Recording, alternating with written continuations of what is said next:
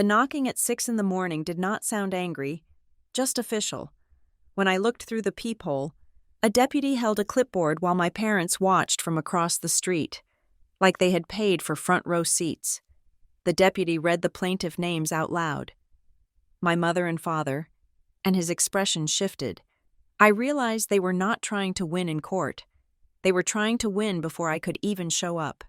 My name is Stella Davis, and until 6 o'clock this morning, I believed that the walls around me were solid, that the deed in my fireproof box was ironclad, and that the life I had built was untouchable.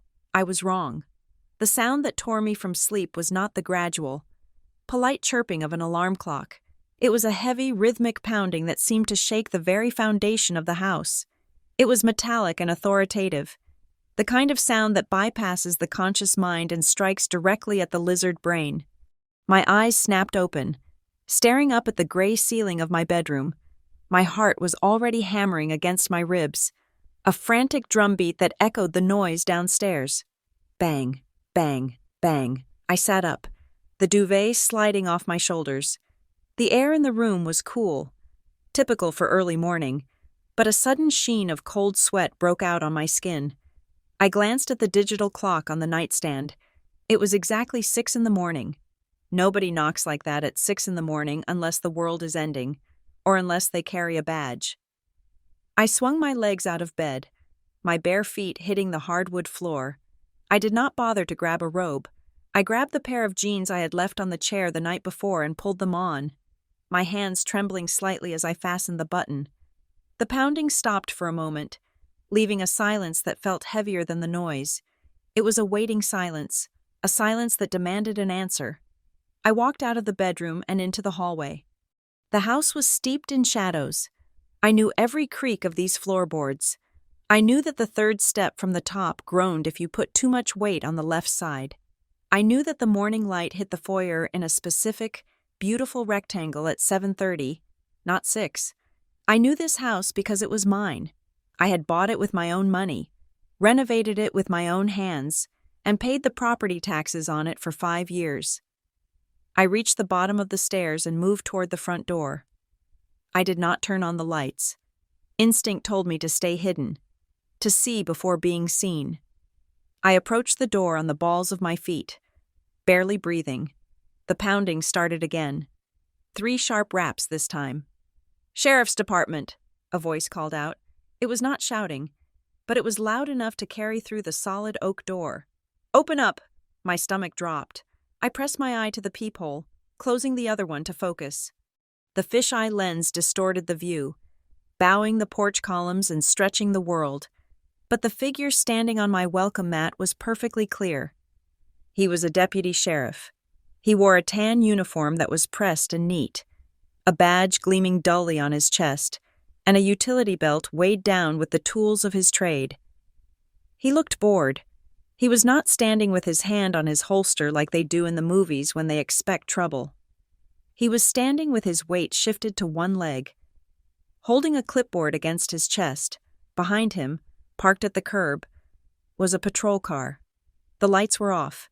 There was no siren wailing, no flashing reds and blues bouncing off the neighbors' windows.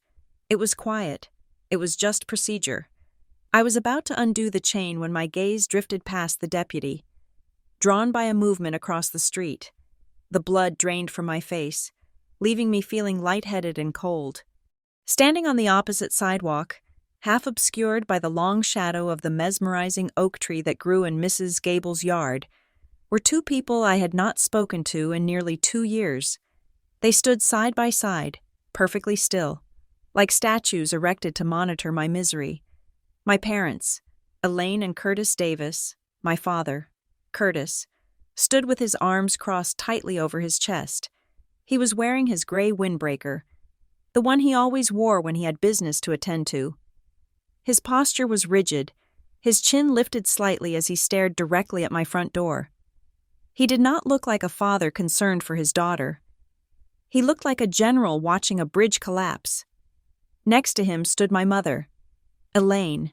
She was clutching her handbag with both hands, holding it in front of her stomach like a shield. She was leaning forward slightly, her eyes fixed on the deputy's back, even from this distance. Through the distorted glass of the peephole, I could feel the intensity of her gaze. It was a look of anticipation. They were not there to help. They were watching a show they had already bought tickets for, and they knew exactly how the ending was supposed to go. The realization hit me harder than the knocking had. They were involved. They were the reason for the man on my porch. I took a deep breath. Trying to steady the shaking in my hands, I reached out and unlocked the deadbolt. It clicked loudly in the silence, but I did not slide the security chain out of its track. I kept that thin line of metal engaged, a small, futile barrier between me and whatever was happening. I cracked the door open. It opened about 4 inches before the chain caught, jarring against the wood. The morning air rushed in, smelling of damp grass and asphalt. The deputy looked down at me through the gap. He was younger than I had thought, perhaps in his late 30s, with a face that looked tired. "Stella Davis?" he asked. He did not ask it like a question that needed an answer. He was confirming a fact. "Yes," I said. My voice sounded brittle, unfamiliar to my own ears. "What is this about?" "I am Deputy Nolan Hargrove with the County Sheriff's Civil Unit," he said.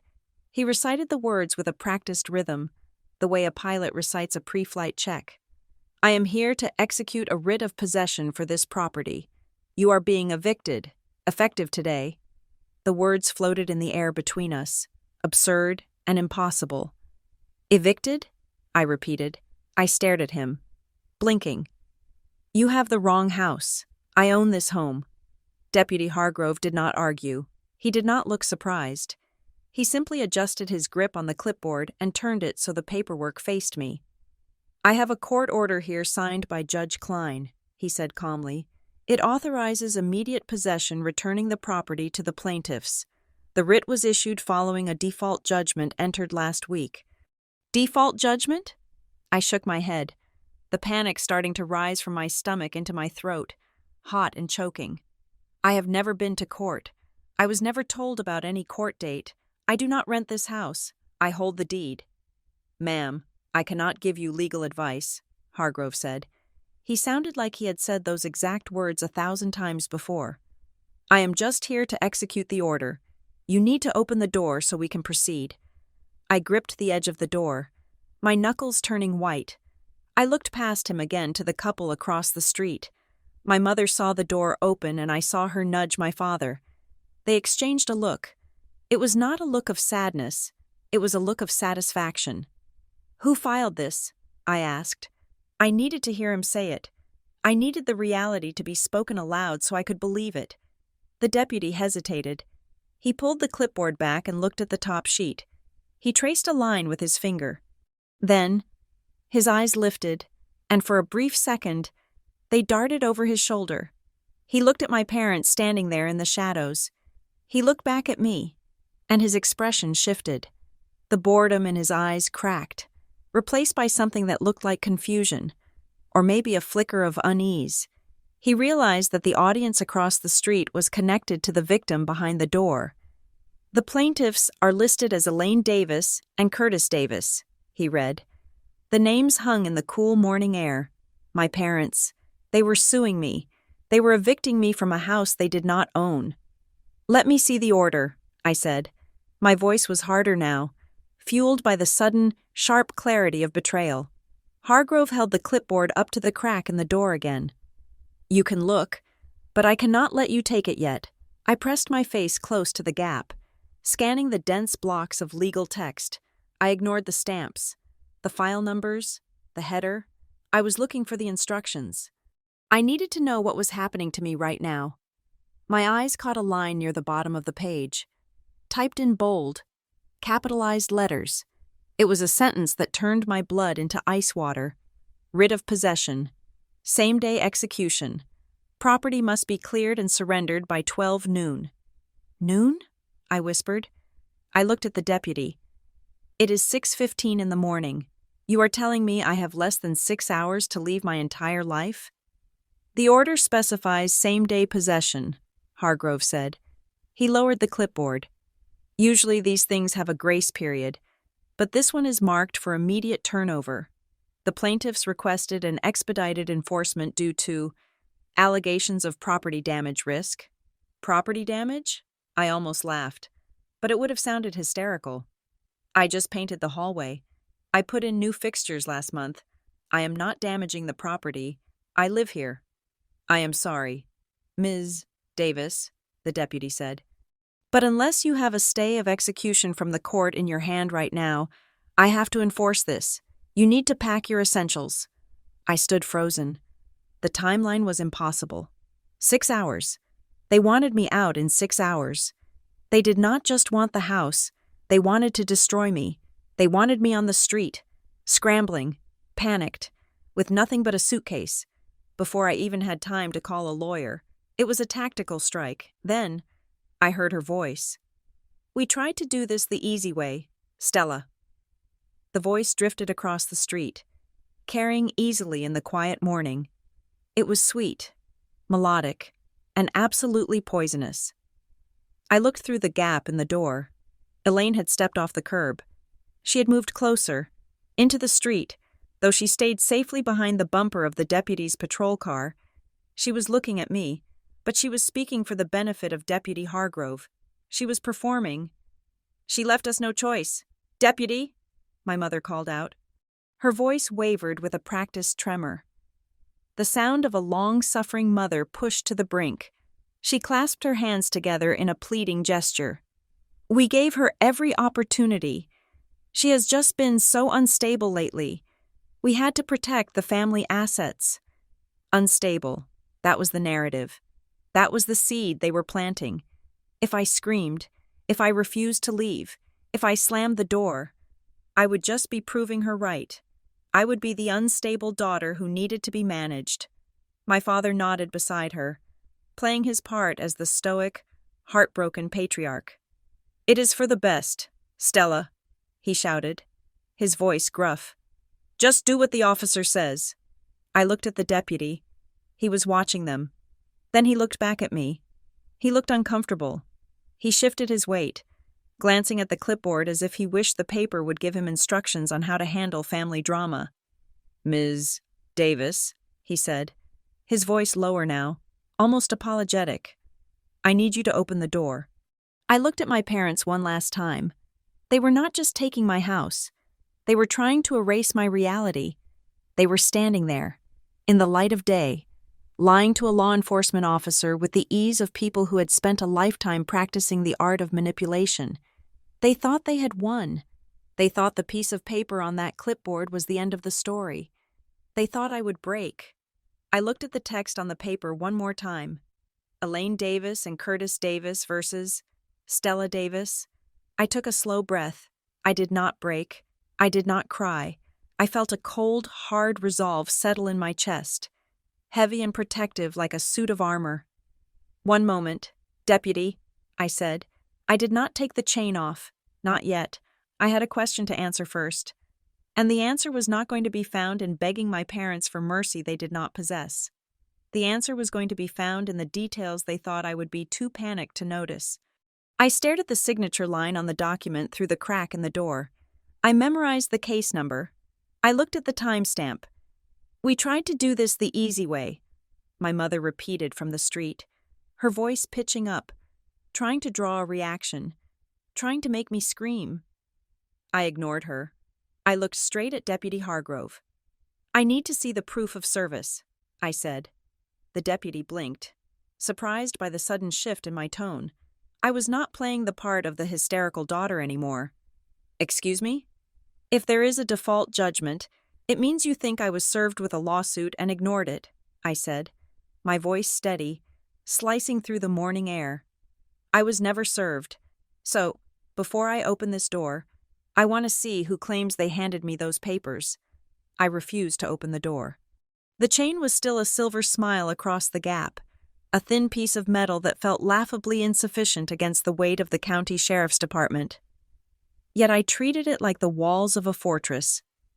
My hands were shaking, a fine, high-frequency tremor that I could not suppress, but my voice remained steady. It was the voice of someone who had spent a decade in corporate compliance. learning that the person who loses their temper first loses the argument. "I am not opening this door until I have a record of what you are holding," I said. I reached into my back pocket and pulled out my phone. The screen seemed blindingly bright in the dim hallway. I swiped to the camera app.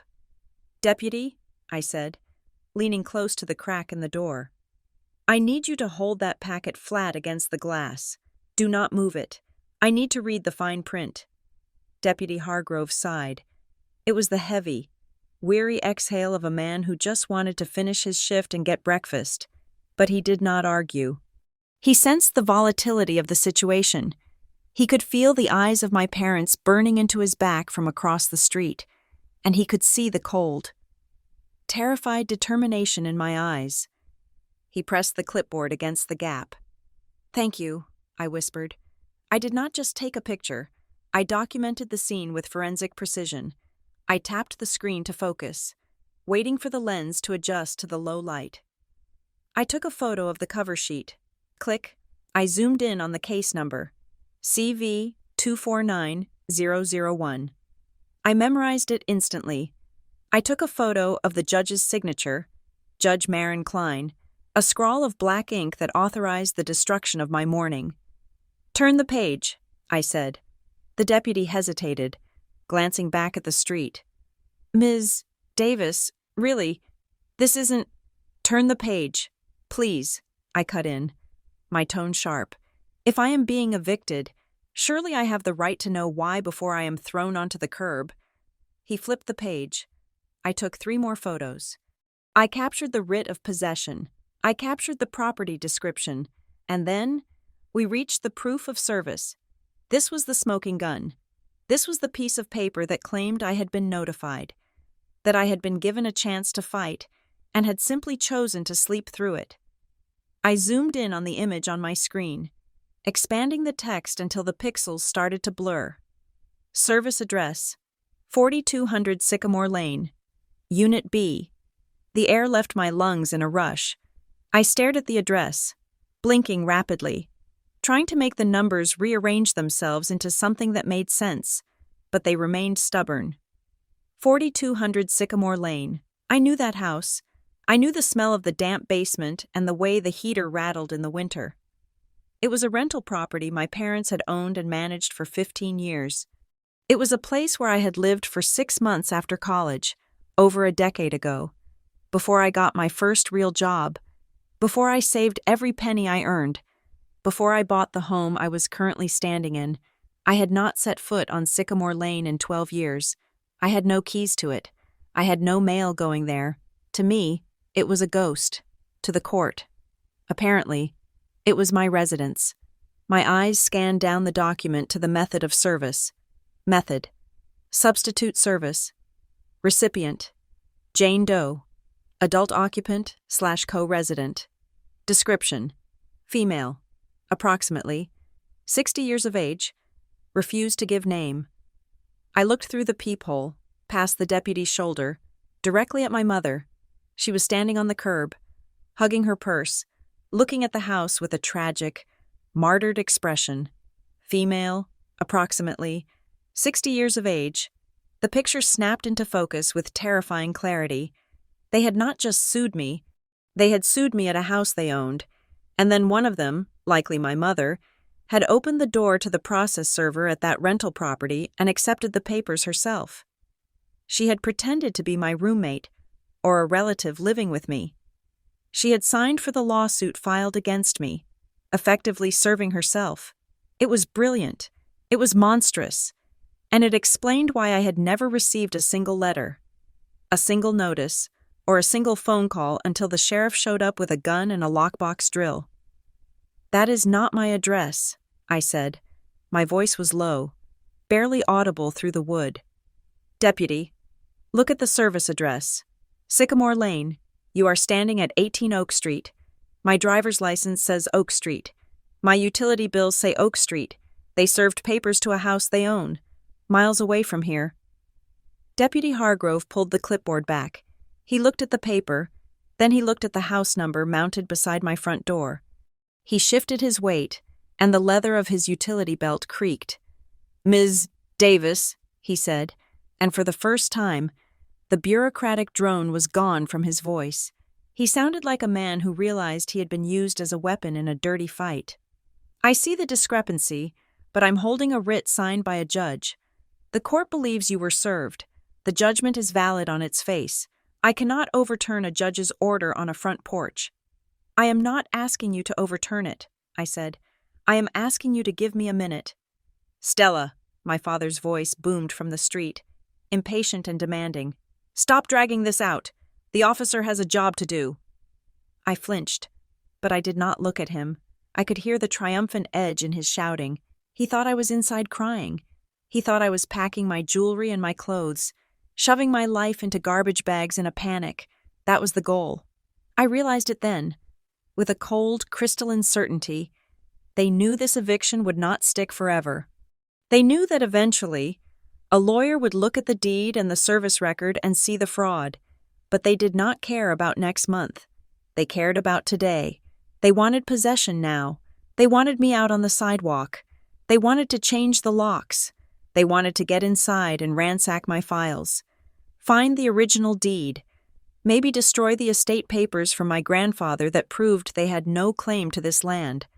Or maybe they just wanted the satisfaction of seeing me broken, homeless, and humiliated in front of the neighbors.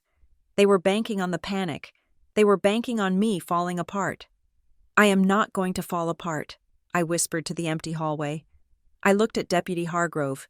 He was close to the door now, his back fully turned to my parents, blocking their view of the gap. What do I do? I asked him. You know this is wrong. You can see it in the paperwork. What is the mechanism to stop this? He hesitated. His eyes darted left and right, checking for witnesses. He lowered his voice until it was just a rumble in his throat. I cannot give legal advice, ma'am. You know that. I know, I said. But if you execute this, you are helping them commit a felony. Just point me in the right direction. He paused for a long second, staring at the brass chain. Then he spoke, rapidly and quietly. Emergency stay of execution, he murmured, and a motion to vacate the default judgment. You need to file them ex parte. That means today, immediately, before noon. Where? Civil Division, Courthouse downtown. Department 12 usually handles these writs. He reached into his breast pocket and pulled out a small, white business card. He didn't hand it to me. He slid it sideways through the gap between the door and the jamb. It fluttered to the floor inside. That is the direct line to the civil unit, he said, his voice returning to normal volume, loud enough for my parents to hear a murmur. Call them if you have questions about the retrieval of your personal property after the lockout. He was covering for me. He was giving me the lifeline while pretending to read me the riot act. I am going to give you 10 minutes, Ms. Davis, he announced loudly. 10 minutes to gather essential items, medications, documents, valuables. Then we have to proceed. 10 minutes, I repeated. I turned and ran. I did not run to my closet. I did not run to my jewelry box. I ran to the study at the back of the house. Panic wanted me to grab my laptop. Panic wanted me to grab the photo albums of my college friends. Panic wanted me to save the sentimental things. But the cold, hard voice in my head, the voice that had just woken up, told me that sentiment was a luxury I could not afford. I needed armor. I dropped to my knees in front of the closet in the study and pulled up the loose floorboard in the corner. Beneath it sat a waterproof document pouch. It was heavy, gray, and ugly. It was the most beautiful thing I owned. I unzipped it, my fingers flying. I needed to verify everything was there. The deed, the original grant deed, signed by my grandfather 3 years before he passed, transferring this property directly to me, bypassing my parents entirely. It was stamped, notarized, and recorded. It was the Holy Grail, estate distribution papers, the final decree from probate court, listing the assets. It showed clearly that my parents received the cash accounts and the vacation cabin, but the primary residence, this house, was mine. Homeowner's insurance policy. The declaration page listed Stella Davis as the sole insured, not Elaine, Not Curtis. Just me. Property tax statements. 5 years of them. 5 years of proof that I paid the county, that I maintained the asset, that I was the financial anchor of this address. These were boring documents. They were dry, dense, and full of legalese. But in a crisis, boring documents are weapons. Feelings are irrelevant in a courtroom. Tears are irrelevant. A stamped chain of title is the only thing that speaks louder than a lie. I shoved the pouch into my oversized leather tote bag. I added my passport. I added my birth certificate. I grabbed the spare car key from the desk drawer. I paused for 1 second, looking around the room. I saw the book I was reading on the armchair. I saw the half-drunk mug of tea from last night. I saw the life I was interrupting. I will be back, I said to the room. I did not go back to the front door. I did not want to see them. I did not want to give them the satisfaction of seeing me walk out with a bag, looking defeated. If I walked out that front door, I became a participant in their drama. I became the daughter being scolded. I went to the kitchen. I unlocked the back door, the one that led to the garden. My car was not in the driveway. It was in the detached garage that opened into the alleyway behind the house. It was a quirk of the property that I usually found annoying, especially when carrying groceries in the rain. Today, it was a tactical advantage. I slipped out the back door, locking it behind me. The morning air was sharp and cold. I moved quickly through the garden, ducking under the trellis to stay out of sight of the side windows. Just in case my father decided to circle the property, I keyed into the garage. It was dark and smelled of oil and concrete. I threw the bag onto the passenger seat of my sedan. I climbed in and started the engine. It roared to life, a sound that felt loud in the enclosed space, but the garage was thick-walled.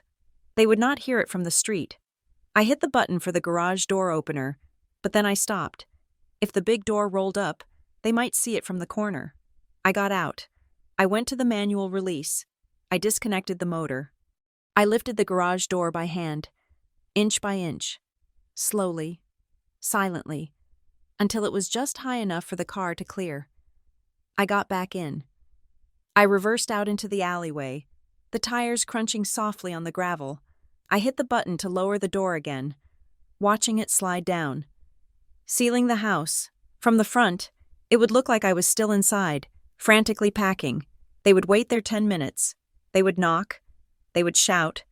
They would eventually have the deputy drill the lock, and when they finally burst in, expecting to find me crying in the kitchen, they would find nothing. Just a silent house, a cup of cold tea, and the echoing realization that I was already gone. I shifted the car into drive. I did not look back at the house. I looked forward, toward the city center, toward the courthouse.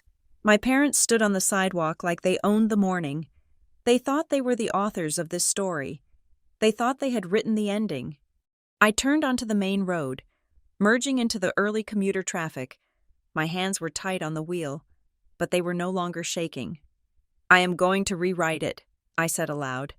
I drove straight to the courthouse.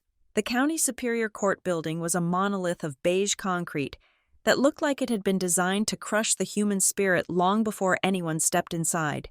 I arrived at 7:30 in the morning, 30 minutes before the doors officially unlocked, and there was already a line snaking down the steps.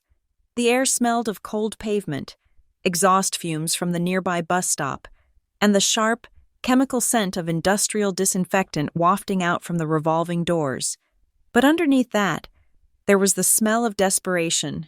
It was a scent I recognized from waiting rooms and emergency wards. The people standing around me were clutching manila folders to their chests like flotation devices in a shipwreck. No one was here because they were having a good day. They were here because of divorces, bankruptcies, restraining orders, and evictions. We were a collective of disasters waiting for a metal detector to beep. When the doors finally opened, the line moved with the sluggish, shuffling pace of a herd. I placed my tote bag on the conveyor belt. Watching my fireproof pouch slide into the X-ray machine, I walked through the scanner, holding my breath, my shoes in my hand. It felt undignified. stripping down to my socks while my parents were likely trying to drill through my front door. But I reminded myself that this was the toll bridge. I had to pay it to get to the other side. I bypassed the crowd heading for the traffic division and the jury assembly room. I knew where I was going. I followed the signs for the civil division, my heels clicking sharply on the linoleum floor. The sound was too loud, too aggressive for the hushed, library-like atmosphere of the hallway. But I did not slow down. Speed was the only asset I had left. The civil clerk's office was a long room divided by a thick glass partition. Behind the glass, rows of desks were piled high with paper stacks that defied gravity. I took a number from the red dispenser, number 14, and stood back, watching the digital board. The room hummed with the sound of printers churning out judgments and the low murmur of people pleading their cases to the clerks.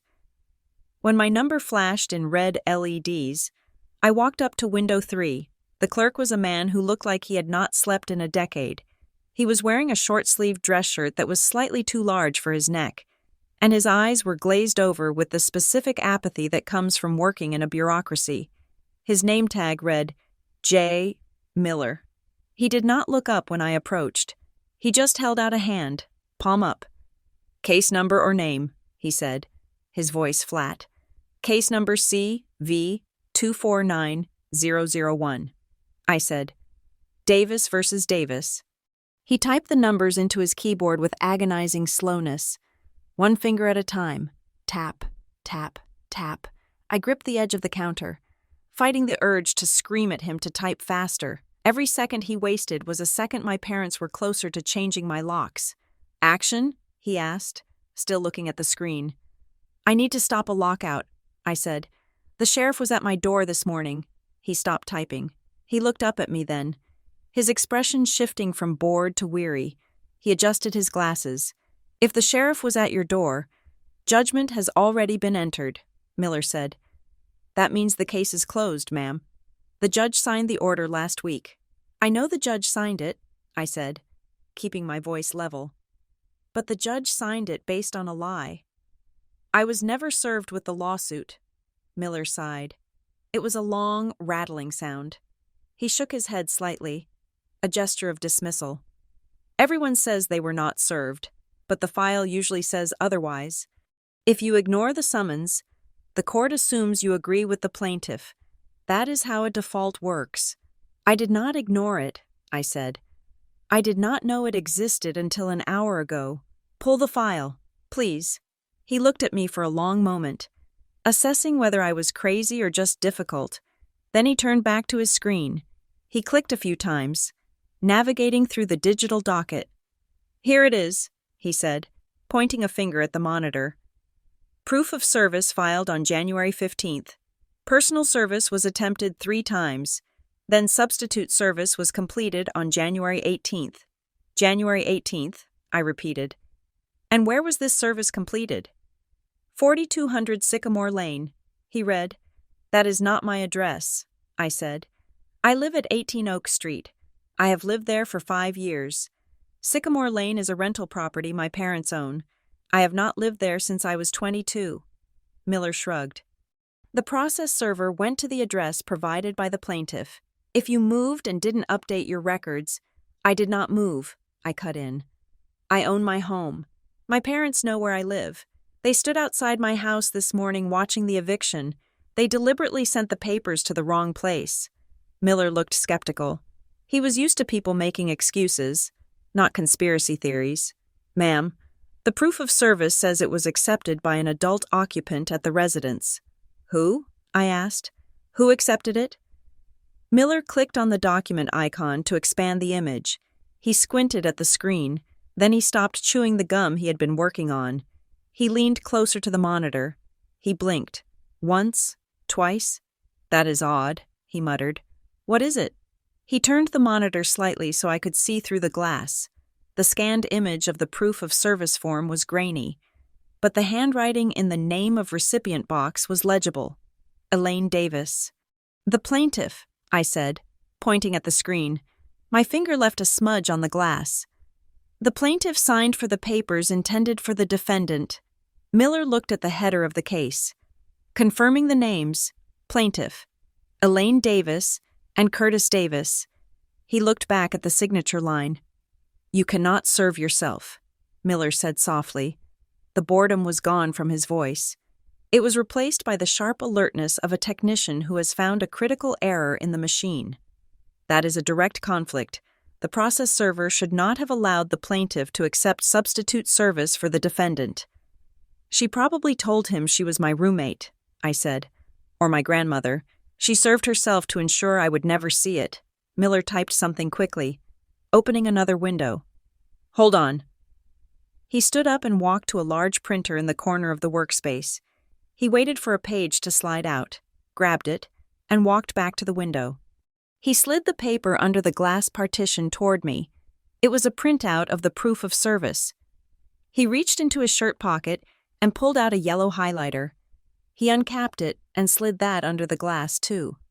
"Highlight that name," he said, his voice low. "Highlight the address, and highlight the date."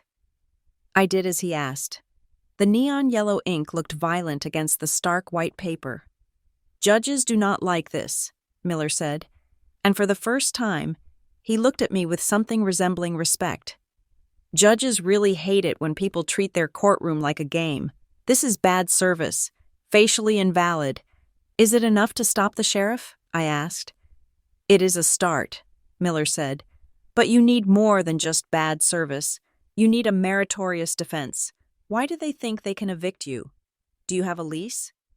"I do not have a lease," I said. "I have a deed." I reached into my tote bag and pulled out the fireproof pouch. I extracted the certified copy of the grant deed and my property tax statements. I slid them under the glass. "I own the house," I said. "Sole owner, Stella Davis. There is no landlord-tenant relationship.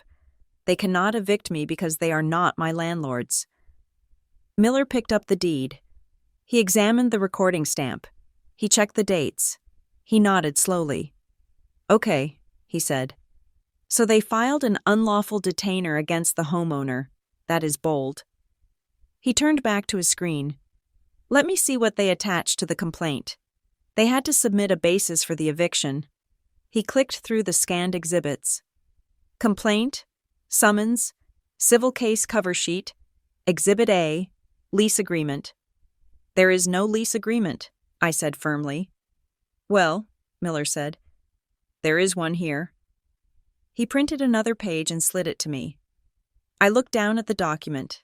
It was a standard store-bought rental agreement, the kind you can buy at an office supply station for $2.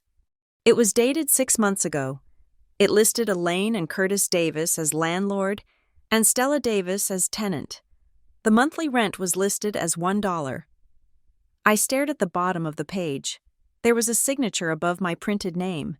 It was a looping, childish scrawl. It slanted to the left.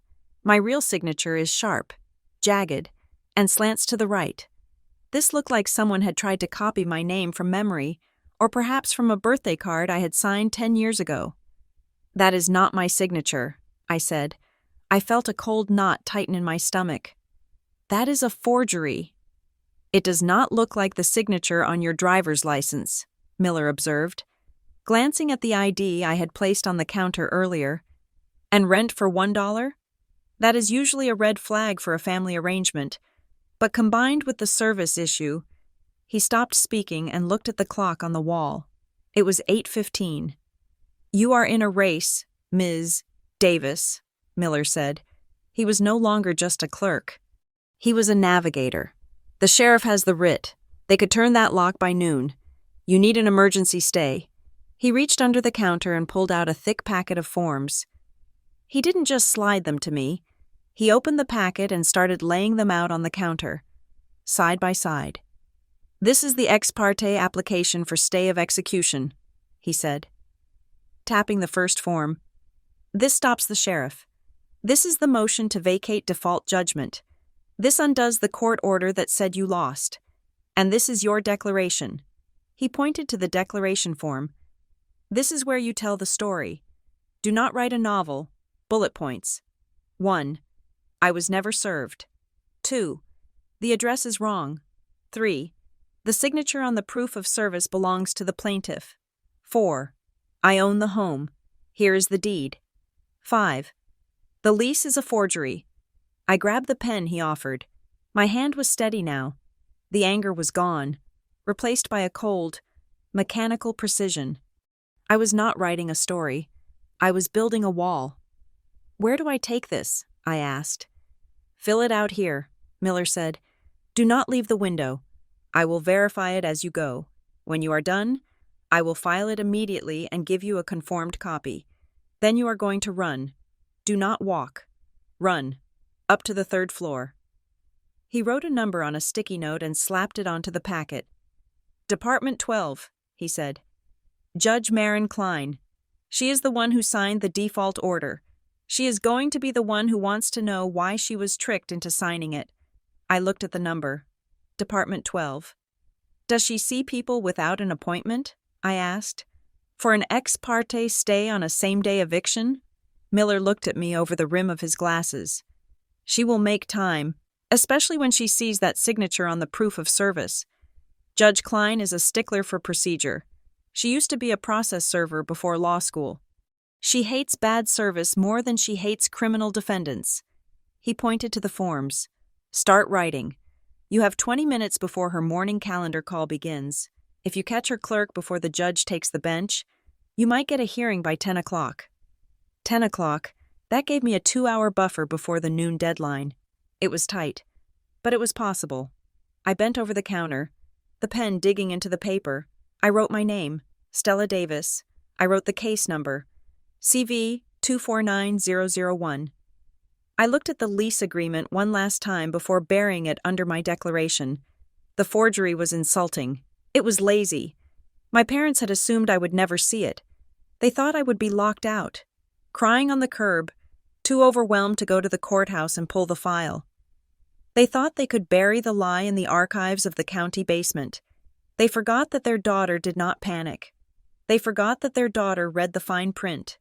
Here, I said, handing the first completed page to Miller. He took it, stamped it with a heavy, rhythmic thud, and handed it back. Next, he said. We worked in tandem, a silent assembly line of justice.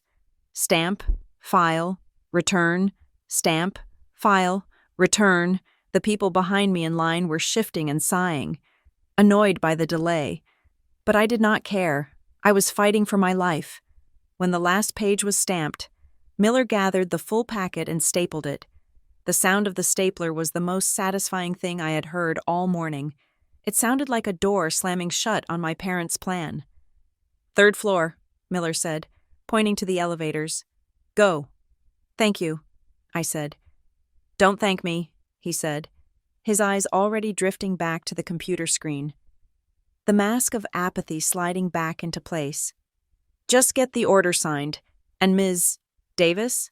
I paused, half turned toward the elevators. Make sure you show the judge that highlighter mark, he said without looking up. She really won't like that. I clutched the packet to my chest and ran toward the elevators.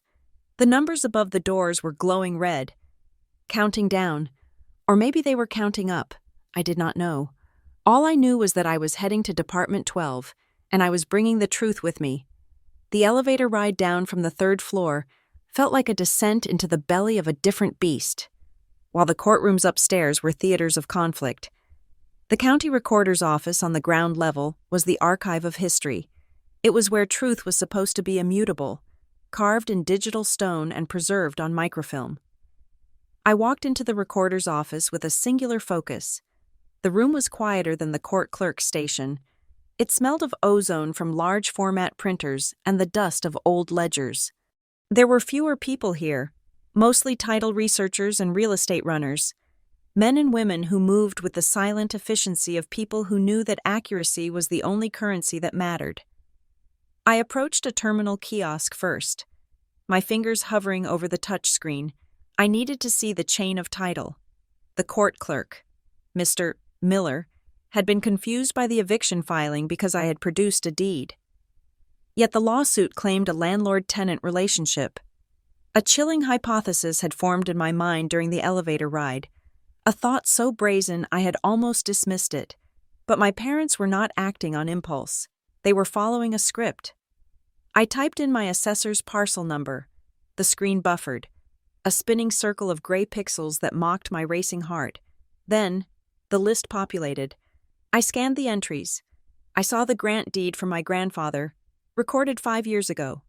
I saw the release of the old mortgage 2 years ago when I paid off the small remaining balance. And then, I saw the top entry. Document type. Quitclaim deed. Grantor. Stella Davis. Grantee.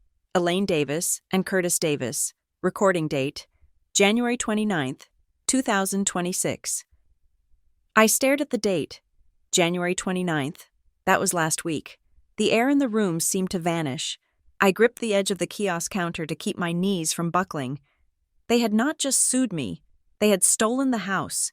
They had filed a piece of paper claiming that I, Stella Davis, had voluntarily transferred my sole asset, my sanctuary, the roof over my head, to them for $0.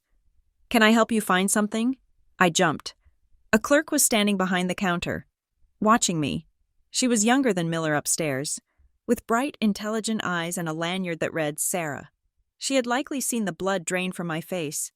I need to see this document, I said, my voice sounding hollow. This quitclaim deed, recorded last week. Sarah nodded and typed the document number into her own station. I can print a certified copy for you. It will be $4. Print it, I said. Please. The printer behind her whirred to life. It was a rhythmic, churning sound that felt like it was grinding my bones. She pulled the paper from the tray, stamped it with the heavy, embossed seal of the county, and handed it to me. The paper was still warm. I looked at the image. It was a standard form, similar to the lease they had forged, but this one carried the weight of a felony, for a valuable consideration, receipt of which is hereby acknowledged, Stella Davis, a single woman, does hereby remise, release, and forever quit claim to Elaine Davis and Curtis Davis, husband and wife as joint tenants. My eyes dropped to the signature line. There it was, Stella Davis. It was a better forgery than the lease. This one had the sharp peaks of my S and the heavy cross on the T. They had practiced, or maybe they had traced it from an old birthday card or a check, but it was still a lie. I had not signed this. I had been at work on January 29th. I had been sitting in a compliance audit meeting for 6 hours, surrounded by witnesses and security cameras. This is fraudulent, I said. It wasn't a scream. It was a statement of fact, cold and hard. I did not sign this. Sarah's expression shifted from helpful to cautious. Ma'am, we just record the documents that are submitted. We do not verify the validity of the content. That is a civil matter. Look at the notary acknowledgement, I said, pointing to the bottom of the page. I needed to find the crack in the armor. Every lie has a seam. My parents were meticulous, but they were arrogant, and arrogance leads to sloppiness. I studied the notary stamp. The name was Brooke Leland. I did not know a Brooke Leland. The commission number was listed below her signature, and then I saw it. It was tiny, a detail that 99 people out of 100 would miss. But I was a compliance officer. I spent my life looking for the one thing that did not belong. The third digit of the notary commission number had been written over. It looked like a 3 had been inked over to look like an 8. It was subtle, just a slightly heavier concentration of black ink, a tiny jagged edge where the pen had corrected the loop. Look, I said, sliding the paper across the granite counter toward Sarah. The commission number. There is a manual correction, a strikeover. Sarah leaned in, adjusting her glasses. She squinted at the spot I was pointing to. She stayed silent for a long moment. Then she pulled up the digital image on her high-resolution monitor. She zoomed in until the ink strokes looked like roads on a map. You are right, she murmured. That is messy. Is that allowed? I asked. Can a notary just scribble over a commission number on a recorded deed transferring $1 million property? Sarah looked up at me. Her professional guard dropped just an inch. Technically, if it is legible, it often gets processed, but on a transfer of title? No, That should have been rejected. It should have been flagged for clarity. A corrected commission number suggests the notary does not know their own number. Or they were using a fake stamp, I finished. Or they were nervous. It should not have slipped through, Sarah admitted quietly. Her voice was low, confidential. The intake team usually catches that, unless it was pushed. Pushed? Sometimes, if a runner comes in with a bulk pile, or if it is right before closing, things get scanned fast. I need to know when this was recorded, I said. Not just the date, the exact time, the metadata. I can give you the intake receipt, Sarah said. She was typing quickly now, fueled by the same investigative curiosity that had gripped the court clerk. She was no longer just a bureaucrat. She was a witness to a crime in progress. She printed another sheet. This one was a grid of data points. Intake date, January 29th, 2026. Time, 14:42:15. Station, Counter 4. Submission type, over-the-counter/in-person. 2:42 in the afternoon, I said. I looked at the time. Last Thursday. I pulled out my phone and checked my calendar. Though I already knew the answer, on Thursday at 2:42, I was physically inside the secure server room at my office, conducting a hardware inventory. I had badged in at 1 o'clock and badged out at 4 o'clock. I had a digital alibi that was ironclad. It says in person, I noted. Who submitted it? The receipt doesn't list the runner's name for privacy reasons unless they are a registered service, Sarah said. But it was a walk-in. Someone physically handed this to the clerk at Counter 4. My mother, or my father, or their lawyer. They had walked into this building, stood in this line, smiled at a clerk, and handed over a forgery that erased my ownership of my home. The audacity of it was breathtaking. I need to stop this, I said. They are using this deed to evict me right now. The sheriff is at my house. You can't unrecord a document, Sarah said. Her voice sympathetic but firm. Only a judge can declare a deed void. We are just the library. I know, I said, but I can add to the library, can't I? I remembered something from my time reading real estate forums, a defensive tactic used by victims of title theft. I want to file a notice of pendency of action, I said, or a fraud notification. I want to flag the parcel. A lis pendens, Sarah corrected. You need a filed lawsuit for that. Do you have a case number? I have the eviction case number, I said. But I am the defendant. Can I file a notice linked to that? Not exactly, Sarah said. She tapped her chin. But you can file an affidavit of identity and false deed. It is a recorded statement where you swear under penalty of perjury that the deed recorded on January 29th is a forgery. It creates a cloud on the title. It warns anyone looking at the record, banks, buyers, title companies, that the ownership is disputed. Do it, I said. Give me the form. She reached under the counter and handed me a blank affidavit form. Fill this out, she said. Reference the document number of the fake deed. State clearly that you did not sign it and that you were not present before the notary. I took the pen. My hand flew across the page. I, Stella Davis, being first duly sworn, depose and state that the document recorded as instrument number 2026-009821 is a forgery, that the signature affixed thereto is not my signature. I signed it with my sharp, jagged slant, the ink dark and angry on the page. I need a notary, I said. I am a notary, Sarah said. She took the document. She asked for my ID. She checked my face against the plastic card. She took her stamp, her legitimate, uncorrected stamp, and pressed it firmly onto the page. Thunk. Recording fee is $20, she said. I slapped a $20 bill onto the counter. Record it now, I said. Please, before noon. Sarah took the money and the document. She turned to her scanner. I watched as the machine swallowed my affidavit.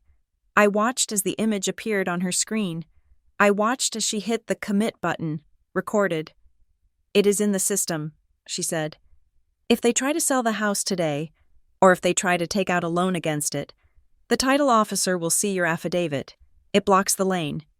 It does not stop the eviction, I said, half to myself. But it stops the profit. It tells the story, Sarah said. She handed me the certified copy of my affidavit, stapled to the certified copy of the forged deed and the intake receipt. And now you have the evidence. I took the stack of papers. They felt heavy, substantial. This was no longer just a family dispute or a misunderstanding.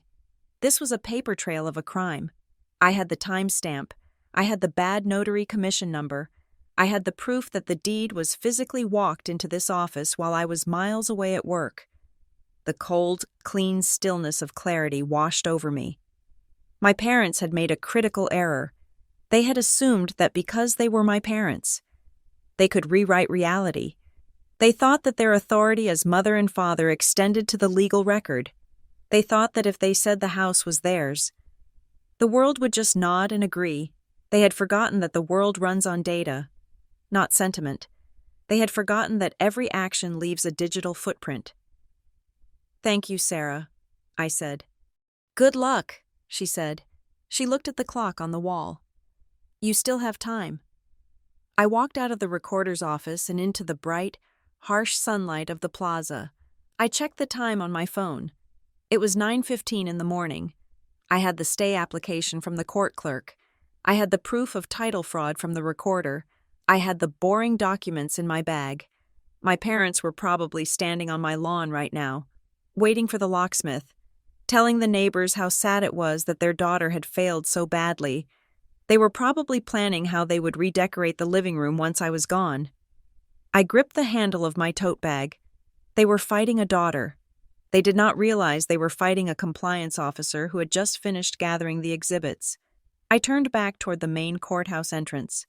It was time to go to Department 12. It was time to show Judge Klein what real evidence looked like.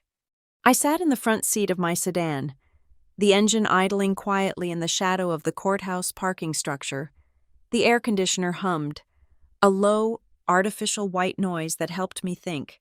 I had the certified affidavit of forgery on the passenger seat next to me, but that was just a shield.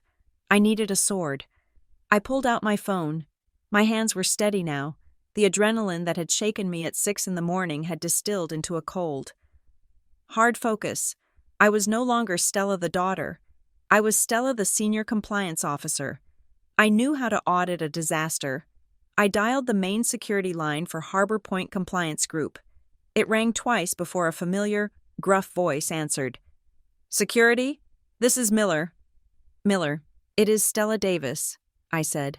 "I am not coming in today. I have a family emergency that has turned into a legal situation." "Everything okay, Stella?"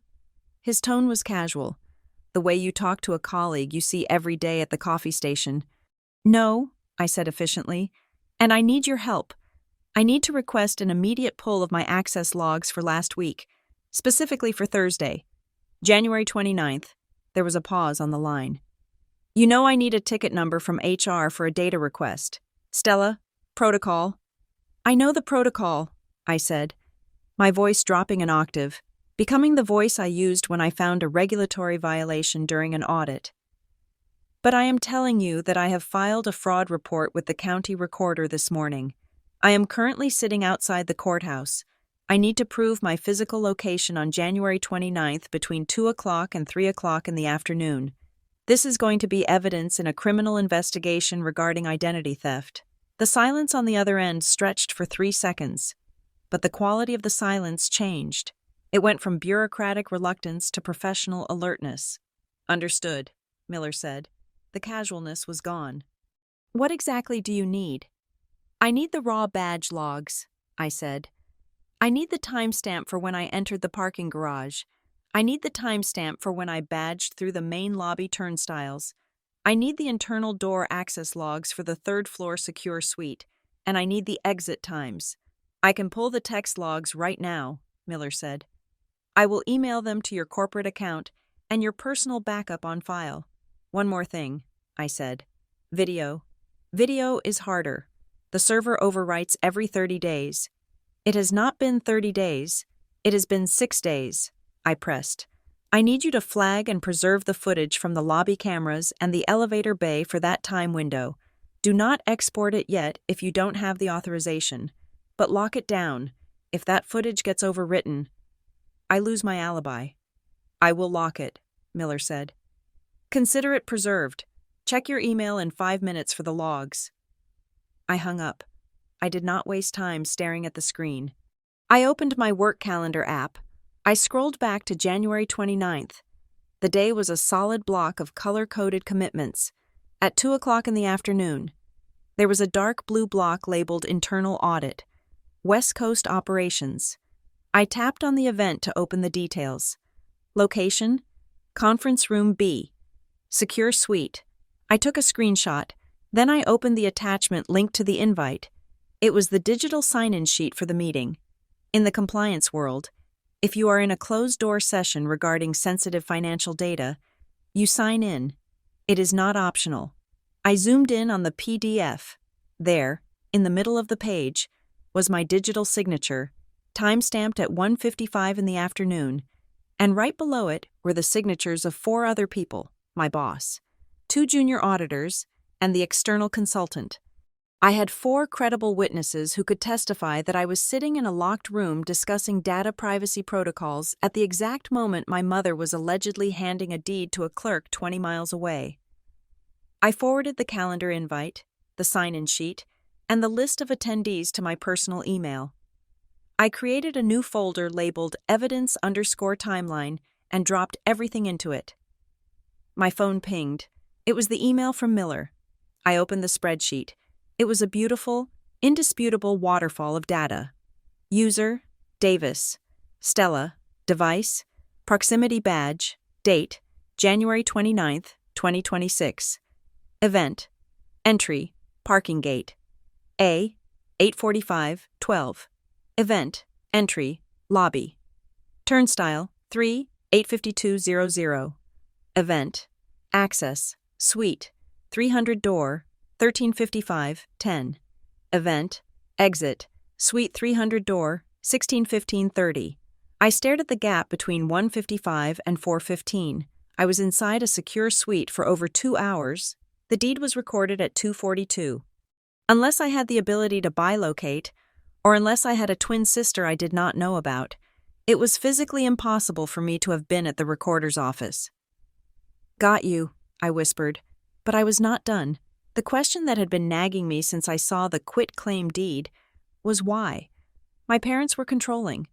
Yes, they were manipulative, absolutely, but filing a forged deed was risky. It was a felony. It exposed them to prison time, usually. Their manipulation was emotional. Guilt trips, silence, passive-aggressive comments. This was different. This was desperate. Why risk jail just to take a house they did not need? They had their own home. They had money. Or did they?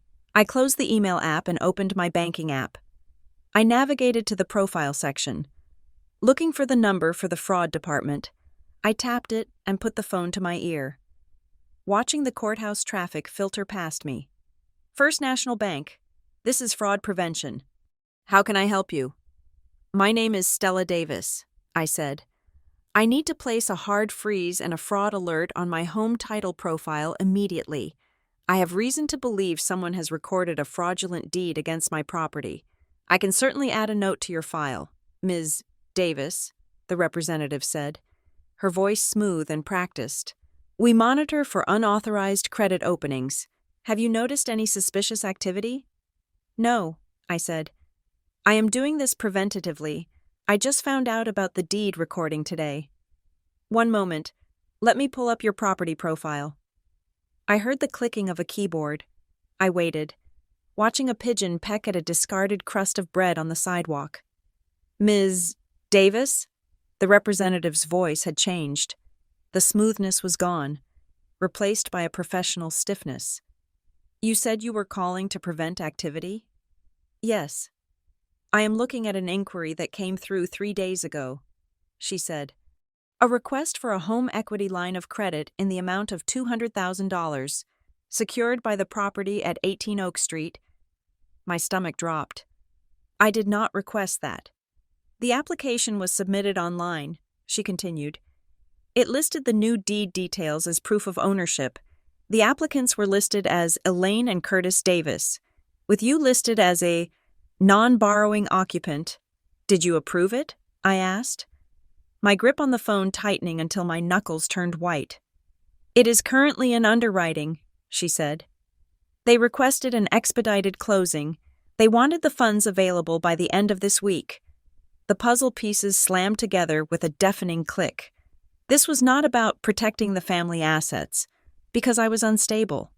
This was not about them being worried about me. This was a cash grab. My parents were trying to strip the equity out of my house, $200,000. That was a specific number. It was enough to pay off a significant debt, or to cover a bad investment. They didn't just want the house. They wanted the money locked inside it. And they needed it fast. That explained the rush. That explained the sloppy forgery on the deed. That explained why they served themselves to ensure a default judgment. They needed me out of the way so the appraiser could get in, verify the value, and the bank could release the funds. They were robbing me. My own parents were robbing me. Cancel it, I said. Cancel the application immediately. That deed is a forgery. I have filed an affidavit with the county recorder. If you release 1 cent to them, I will sue this bank for negligence. I am flagging it as fraud right now, the representative said rapidly. I am freezing the file. No funds will be released. I am also generating a suspicious activity report. Do you have a police report number? Not yet, I said. But I will. I hung up the phone. I felt a wave of nausea, hot and bitter, rise in my throat. I swallowed it down. There was no time to be sick. I had the timeline. I had the motive. I had the alibi. I looked at the dashboard clock.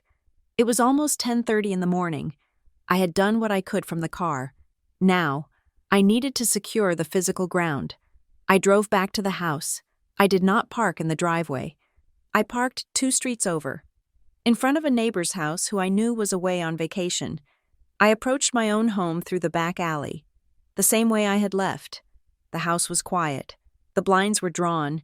It looked abandoned, which was exactly what my parents wanted. They were likely gone, off to meet with the locksmith or to check on their loan application. Confident that I was somewhere crying in a motel room, I slipped into the garage through the side door. I had disconnected the motor earlier, so the main door was locked down. I went to the workbench. I grabbed my toolbox. I walked to the back door of the house, the one leading from the garden to the kitchen. This was the weak point. If they came back, this was where they would try to get in if the front door key didn't work. I didn't just rely on the existing lock. I had a spare deadbolt set in my toolbox. A heavy-duty commercial-grade lock I had bought a year ago and never installed. I went to work. I unscrewed the plate. I pulled out the cylinder. I swapped the entire mechanism. It took me 15 minutes. When I was done, the key my parents might have, or the key the locksmith might try to bump, would be useless. Then, I reached into my bag and pulled out a small, battery-operated camera. It was a tiny black cube, barely larger than an ice cube. It was motion-activated and connected directly to the cloud via the house Wi-Fi. I mounted it high on the doorframe, tucked behind the ivy that grew along the trellis. It was invisible unless you were looking for it. I pulled out a second one and placed it in the kitchen window, facing the front yard, concealed by the curtains. Now, I could see them. Even if I wasn't here, I would be watching. I sat down at the kitchen table. The house felt different now. It was no longer a sanctuary. It was a crime scene that I was inhabiting.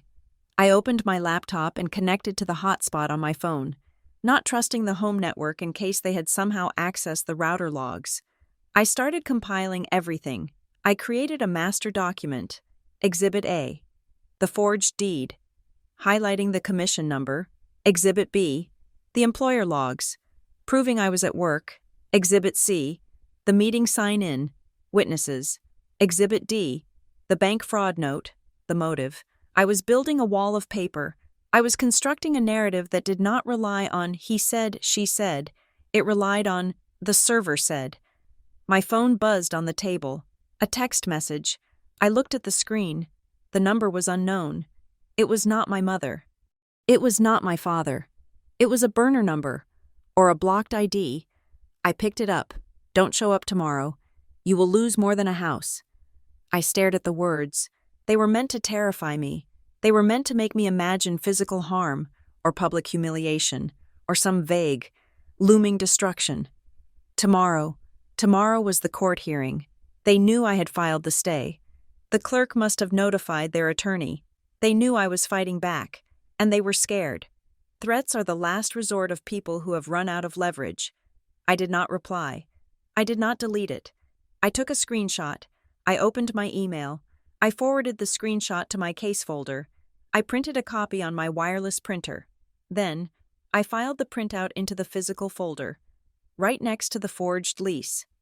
"Thank you," I said to the empty kitchen. "That is Exhibit E." I checked the battery on the camera feed. 98%. I checked the locks. I checked the time. It was 11:45.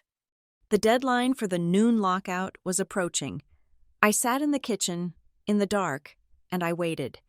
I was not going to run out the back door this time. If the deputy came back, he would find me sitting here, surrounded by a fortress of evidence. And if my parents came back, well, the cameras were rolling. I was ready for the confrontation. The clock on the microwave turned to 12 noon.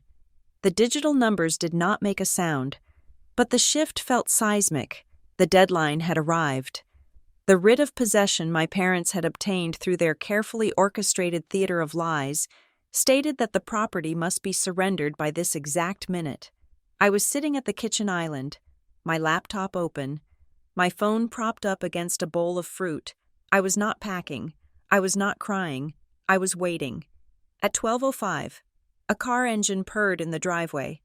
It was not the aggressive roar of a patrol car this time. It was the smooth, entitled hum of my father's luxury sedan. I did not move toward the window. I did not twitch the curtains. I tapped the screen of my phone, bringing up the live feed from the camera I had installed in the kitchen window just 40 minutes ago. The image was crisp, high-definition reality. I watched as my father, Curtis Davis, stepped out of the driver's side. He adjusted his jacket, smoothing the lapels with a gesture of satisfaction. He looked at the house not as a home, but as an acquisition he had finally closed. My mother, Elaine, emerged from the passenger side. She was wearing sunglasses, large and dark, shielding her eyes from the glare of the midday sun, or perhaps shielding her intentions from the neighbors. They walked up the path together. They did not look like villains. They looked like concerned parents coming to check on a difficult child. That was their superpower. They could wrap toxicity in a cardigan and sell it as love. The doorbell rang. It was a long, insistent press. They rang it like they were entitled to my oxygen. They rang it like they owned the air inside the hallway. I stayed seated. I watched the feed. "Stella?" my mother's voice called out. It was muffled through the thick oak of the front door, but the camera picked up the audio clearly. "Stella, we know you are in there. The deputy said he gave you until noon." I took a sip of water. My throat was dry, but my hands were steady. "Open the door, Stella," my father added. His voice was lower, heavier. "Don't make this difficult. The locksmith is on his way. You don't want to be dragged out." I stood up then. I walked quietly down the hallway. I did not unlock the deadbolt. I did not remove the chain. I stood right against the wood, close enough that I could sense their presence on the other side, separated only by 2 inches of timber and a lifetime of betrayal. "I am not opening the door," I said. My voice was calm. It was not the voice of the daughter they remembered. It was the voice of the homeowner. There was a pause on the porch. I looked at the phone screen in my hand. They exchanged a look, a quick, sharp glance of annoyance. They had expected me to be gone, or to be a sobbing mess on the floor. Resistance was not in their script. "Stella," my mother said, her voice pitching up into that familiar, cloying tone of performative concern. "Honey, please, we are just trying to help you. We are protecting the family assets. You have not been yourself lately." "Not myself?" I repeated. "Is that what you told the judge?" That I was unstable? We told the court the truth, Elaine said, leaning closer to the door, speaking to the wood grain. That you are overwhelmed, that you are making bad financial decisions. We stepped in to save the house before you lost it. I almost laughed. It would have been a bitter, jagged sound. Save it? You tried to take out a $200,000 line of credit against it 3 days ago. Silence. On the camera screen, I saw my mother stiffen. Her hand went to her throat. My father's head snapped toward the door. They had not expected me to know that. They thought I was in the dark, flailing in the panic they had manufactured. They did not know I had spent the morning building a forensic timeline of their greed. That is none of your business, my father snapped, dropping the pretense of concern. That is business regarding the property, which belongs to us. It belongs to me, I said. I have the deed, the real one, not the one you forged last week. The deed is recorded, Curtis shouted. He slammed his hand against the door frame, a dull thud that vibrated through the wall. You can't undo recorded. Stella, it is in the county system. It is legal fact. You are trespassing in our house. He was trying to scare me. He was using volume and legal buzzwords to bully me into submission. It was a tactic that had worked when I was 12. It was a tactic that had worked when I was 20. It did not work when I was 32 and holding a certified affidavit of forgery. If you believed you were right, I asked, my voice cutting through his shouting, clear and sharp, why did you lie about serving me? The question hung in the air like a guillotine blade. On the porch, the silence was absolute. My father's mouth opened, then closed. My mother looked away, scanning the street to see if the neighbors were watching. Questions destroy performances. They require logic to answer. And there was no logic here. Only criminality. If they truly owned the house, if I had truly signed it over, they would have served me the eviction papers in person. They would have looked me in the eye. They would not have invented a phantom service at a rental property I hadn't visited in a decade. They would not have had Elaine sign for the papers herself. We didn't lie, my father grumbled finally. But the conviction was gone. He sounded like a man whose foundation was cracking.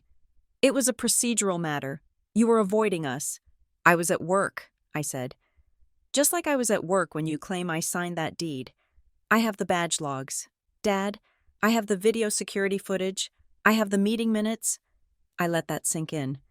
I wanted them to understand exactly how exposed they were. I know you forged my signature, I continued. I know the notary is Brooke Leland. I know you altered her commission number on the document because she was using an expired or invalid stamp.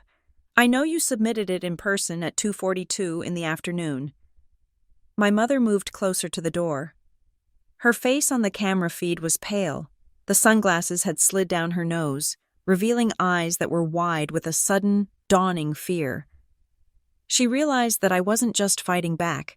I was prosecuting them. Stella, she whispered. And this time the softness wasn't a performance. It was desperation. You don't want to do this. You don't want to ruin lives over paperwork. We are your parents. Ruin lives? I repeated. You sent a sheriff to my door at 6 a.m. to throw me onto the street. You tried to steal my equity. You forged my name on a felony document. You didn't care about ruining my life. We needed the money, she hissed, her voice dropping to a frantic whisper. Your father. There is a debt, a bad one. We just needed to borrow against the house for a few months. We would have paid it back. We would have given it back to you. By evicting me? We had to make it look real for the bank, she pleaded. They wouldn't lend on it if the title wasn't clear. It was just paperwork. Stella. Just temporary paperwork. Fraud is not temporary, I said. And neither is the police report I am filing. You wouldn't, my father growled. You wouldn't call the police on your own family. You called the sheriff on me first, I reminded him. You weaponized the law because you thought I was weak. You thought I would be too scared to read the fine print. You thought I would just fold.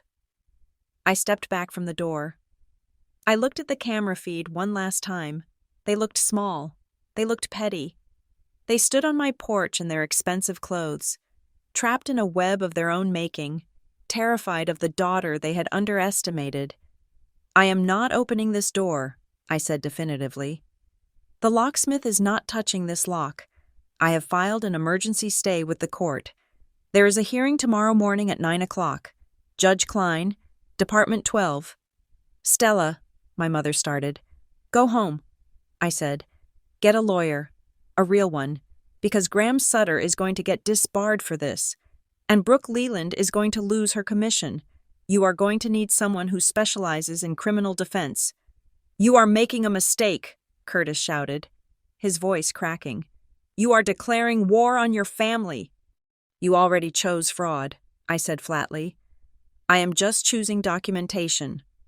I turned off the audio on the camera feed. I did not need to hear any more. I watched them for another minute. My father raised his fist as if to pound on the door again, then lowered it. He looked defeated. He turned and said something to my mother. She was crying now. But it wasn't the pretty, sympathetic crying she did for an audience. It was the ugly, jagged crying of someone who has been caught. They turned and walked back to the car. They moved slower this time. The arrogance was gone from their stride.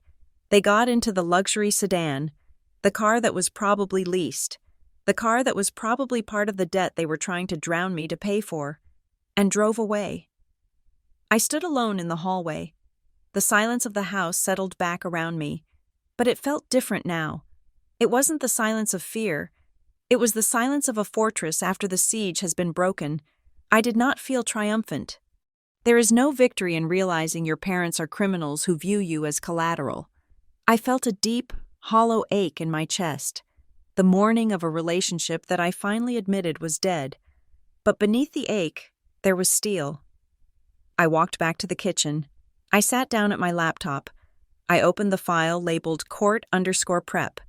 They were gone, but they would be back. Tomorrow, in Department 12. They would try again. They would lie to the judge. They would try to charm and bully their way out of the corner I had painted them into. But tomorrow wasn't about family anymore. Tomorrow wasn't about mom and dad. Tomorrow was about plaintiff and defendant. Tomorrow was about whose story survived the evidence, and I had a lot of evidence. I pulled up the unknown number text message I had received earlier. "Don't show up tomorrow. You will lose more than a house." I looked at it. Then I looked at the video clip I had just saved, the clip of my mother admitting they needed the money for a debt. "I am not losing anything," I whispered to the screen. I started typing my opening statement. I had 19 hours until court. I intended to use every single minute. Department 12 was colder than the hallway. It was a specific kind of cold, generated not just by the aggressive air conditioning that hummed through the vents, but by the sheer, sterile weight of the decisions made within these wood-paneled walls. I walked in alone. I was not wearing my usual compliance officer business suit.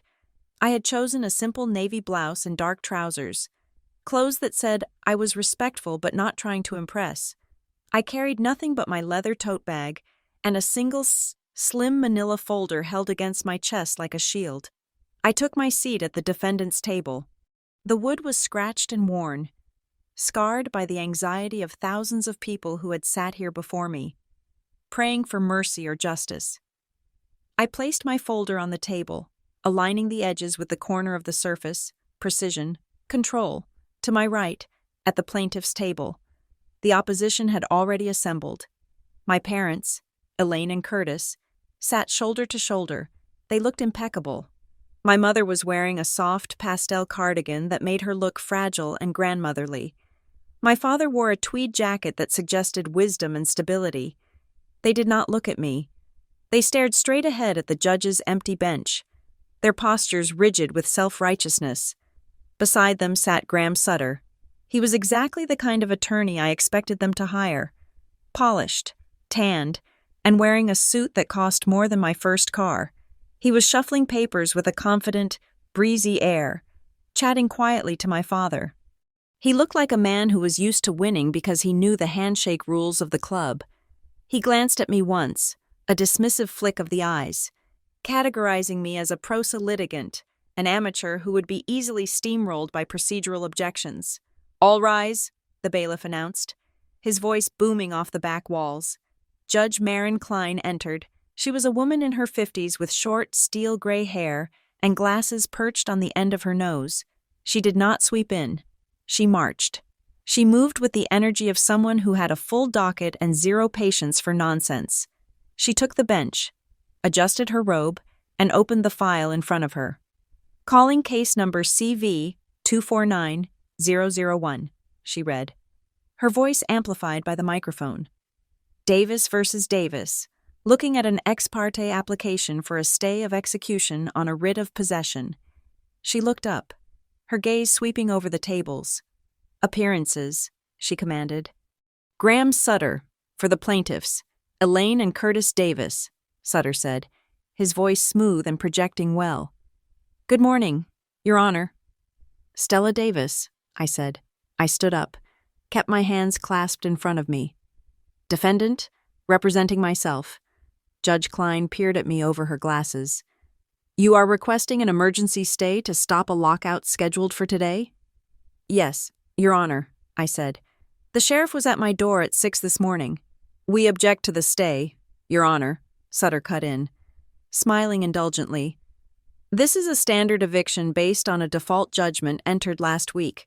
The defendant had ample time to respond and chose not to, now that the writ is out. This is simply a delay tactic. My clients are the rightful owners, and they have been incredibly patient with their tenant." Judge Klein held up a hand to stop him. She looked down at the file. "I signed the default judgment," she acknowledged, "because the file indicated the defendant was served and failed to answer. But now I have a declaration here stating she was never served." She turned her eyes to me. "Ms. Davis, the court file contains a proof of service. It says you were served via substitute service on January 18th. Why should I believe your declaration over a process server's affidavit?" "Because the proof of service is fraudulent on its face." "Your Honor," I said. I opened my folder. I did not fumble. I pulled out the copy of the proof of service I had highlighted with the clerk downstairs. "May I approach?" The judge nodded. I walked to the bench and handed the bailiff the document. He passed it to the judge. "Please look at the address listed for service," I said. 4200 Sycamore Lane. I do not live there. I have not lived there in 10 years. That is a rental property owned by the plaintiffs. It is the last known address my clients had on file, Sutter argued from his table. They believed she was staying there. And the recipient, I continued, ignoring him. "Please look at the signature of the person who accepted service on my behalf." Judge Klein squinted at the paper. She followed the neon yellow highlighter mark I had made. "Accepted by adult occupant," she read. Then she paused. Her eyebrows drew together. "Elaine Davis." The silence in the courtroom stretched tight. Judge Klein looked up, and her eyes landed on my mother. Elaine shifted in her seat, clutching her purse tighter. "Mr. Sutter," the judge said. Her voice had dropped a register. It was no longer administrative. It was dangerous. "Did your client sign for service on behalf of the defendant?" Sutter stood up, buttoning his jacket. He looked slightly less breezy. "Your Honor, I believe there was a misunderstanding by the process server. Mrs. Davis happened to be at the property. Did she sign it?" Klein interrupted. "She accepted the papers to ensure they reached her daughter." Sutter tried to pivot. "It is substitute service under the code. Section 415.20 permits." "Section 415, the judge cut him off, reciting the statute from memory. "Permits service on a competent member of the household. It does not permit the plaintiff to serve the defendant. That is a direct conflict of interest. You cannot sue someone, hand the papers to yourself, and call it due process. It was an error in judgment. Perhaps," Sutter conceded. "But the defendant clearly knows about the case now. The default is technically fruit of a poisonous tree if the service was fabricated," Klein snapped. She turned back to me. "So you were not at Sycamore Lane. Where were you?" "I was at my home," I said. 18 Oak Street, where I have lived for 5 years. Where the sheriff came this morning. I pulled the next document from my folder.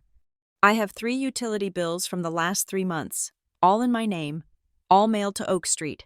I also have my driver's license, issued 2 years ago. Listing Oak Street as my residence, I handed them to the bailiff. The plaintiffs know where I live, I added, keeping my voice flat. They came to my house on Oak Street yesterday to threaten me. They knew exactly where to send the sheriff. They just didn't want to send the process server there. Judge Klein flipped through the utility bills. She looked at Sutter. So we have a service address that doesn't match the defendant's residence, and a recipient who is also the suing party. That is enough to vacate the default right now. But I want to hear about the merits. Why are you evicting her? Non-payment of rent, Sutter said, trying to regain his footing. She is a tenant. She has not paid rent in 6 months. I am not a tenant, I said. I am the owner. We have a lease, Sutter countered. He pulled a document from his briefcase and waved it. Signed by the defendant. May I see that? Judge Klein asked. Sutter handed up the lease, the store-bought, generic form I had seen in the clerk's office. Your Honor, I said, that lease is a forgery. If you look at the signature on that document and compare it to the signature on the notarized affidavit I filed this morning, you will see they are not even close. Judge Klein laid the papers side by side. She looked at the lease. She looked at my affidavit. The lease signature slants left, she observed.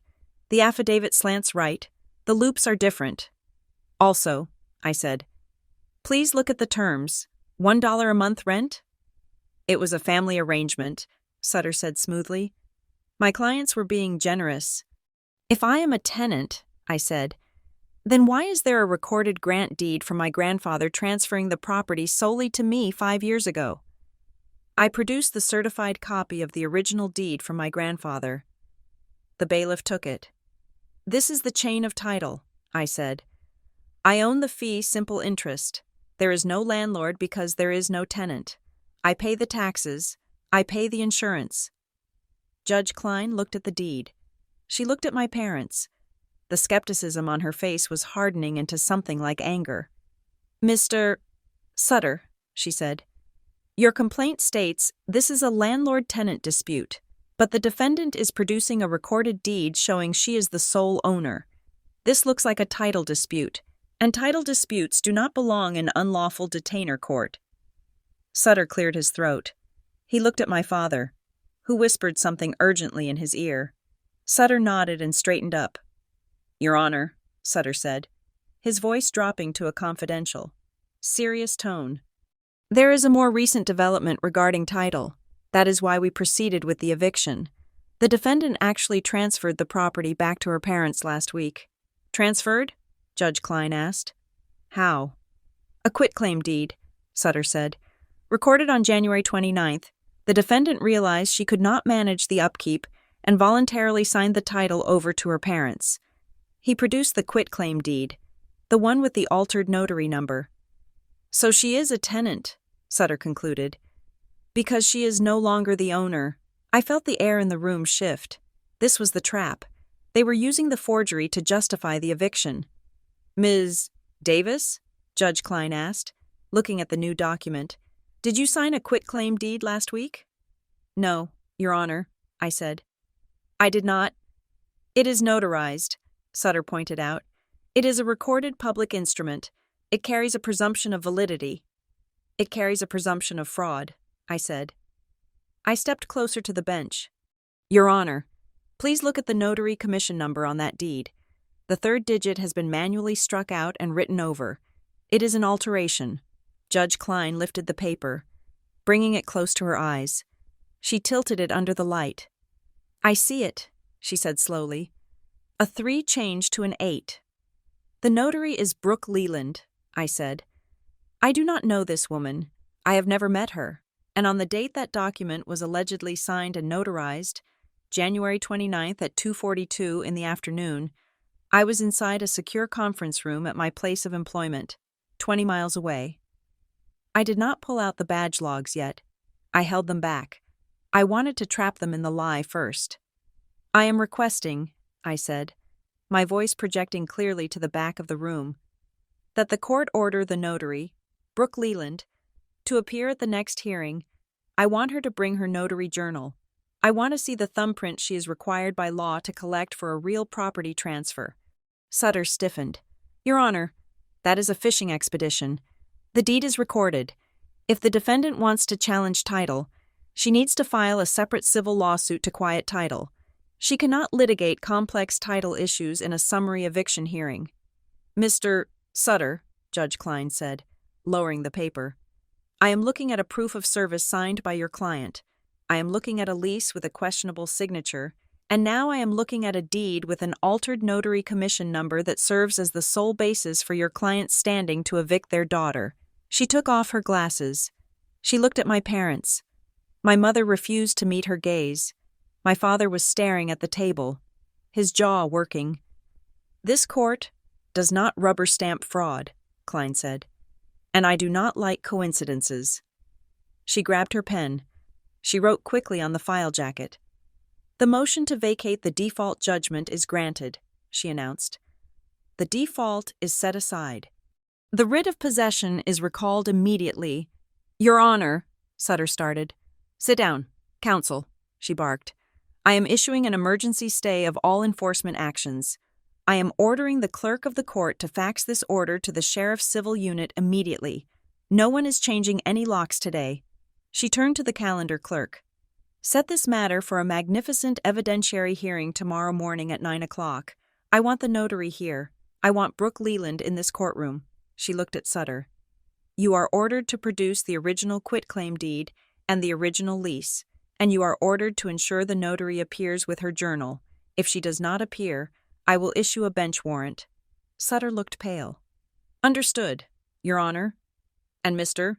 Sutter," Judge Klein added, her voice dropping to a whisper that was louder than a shout, "I suggest you have a very long, very honest conversation with your clients this afternoon. Because if I find out that this court has been used to launder a fraudulent title transfer, I will refer this entire matter to the district attorney's real estate fraud unit. Do I make myself clear?" "Yes, Your Honor," Sutter said. "Ms.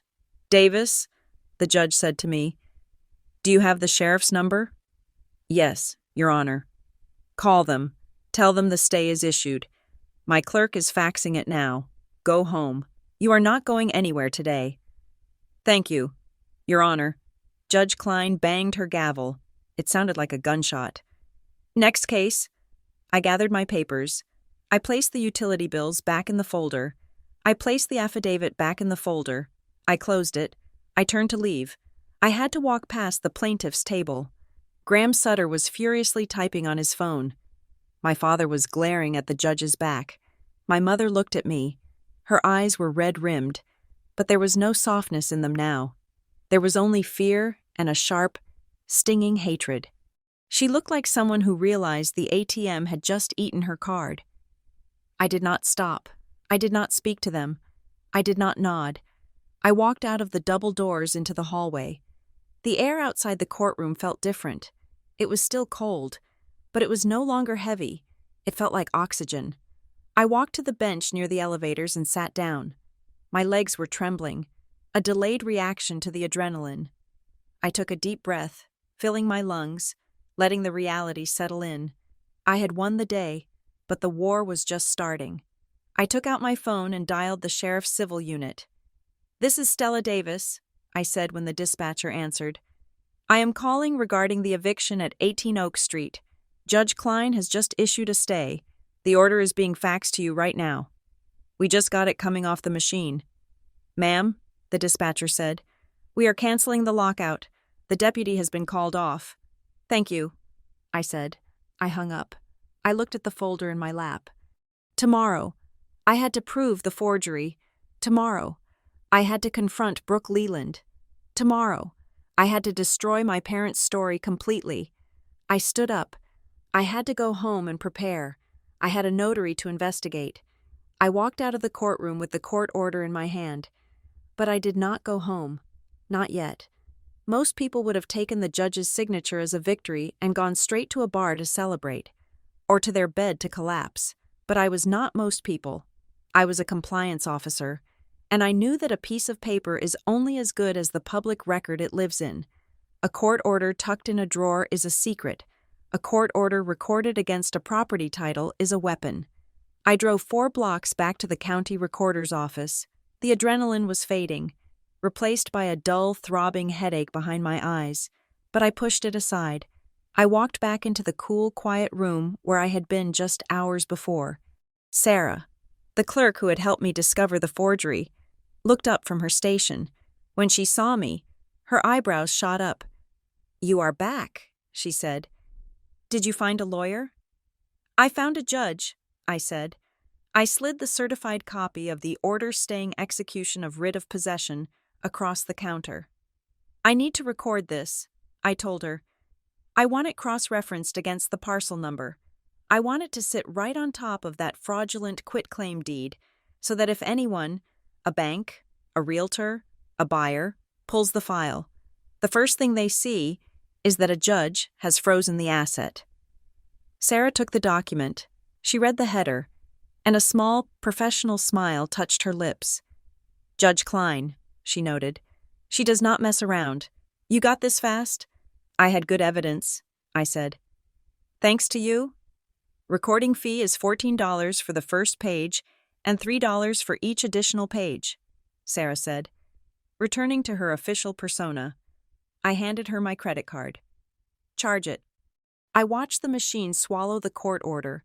I watched the scanner light flash. I watched the stamp come down. Recorded. Now. The trap was primed. If my parents tried to push that home equity line of credit application through, the bank's underwriter would pull the title update tomorrow morning. They would see the affidavit of false deed I filed earlier, and now they would see a court order halting an eviction. It would be enough to nuke the loan application from orbit. My parents wouldn't just be denied. They would be blacklisted. "Here is your copy," Sarah said. "It is in the permanent index." "Thank you," I said. "See you for the release of Lis Pendens when I win." I walked out to my car. The sun was high and bright, a stark contrast to the dark. Narrow tunnel of focus I was living in. I sat in the driver's seat and checked my phone. There was an email from Miller, the head of security at my office. Subject: Access logs. Confidential. I opened the attachment. It was a PDF export of the raw server data from the Harbor Point Access Control System. I scrolled through the lines of code and timestamps. Looking for January 29th, there it was, in black and white text that no amount of gaslighting could erase. Badge ID 4492. Davis, Stella. Reader, main lobby, turnstile in time, 0852. I scrolled down. Reader, Suite 300, secure door in time, 1355. Reader, Suite 300, secure door, out time, 1615. I sat back against the headrest. Letting out a breath I felt like I had been holding for a week. The forged deed was notarized at 2:42 in the afternoon. At 2:42, the logs showed I was sealed inside a secure audit suite. I had not exited. I had not badged out to the parking garage. I had not left the building. To be at the notary's office at 2:42, I would have had to walk through walls. But I knew how lawyers worked. Graham Sutter, my parents' attorney, would try to argue that the logs were just computer printouts. He would object to them as hearsay. He would claim they could have been manipulated. I hit reply on the email. "Miller, thank you for this. I need one more favor.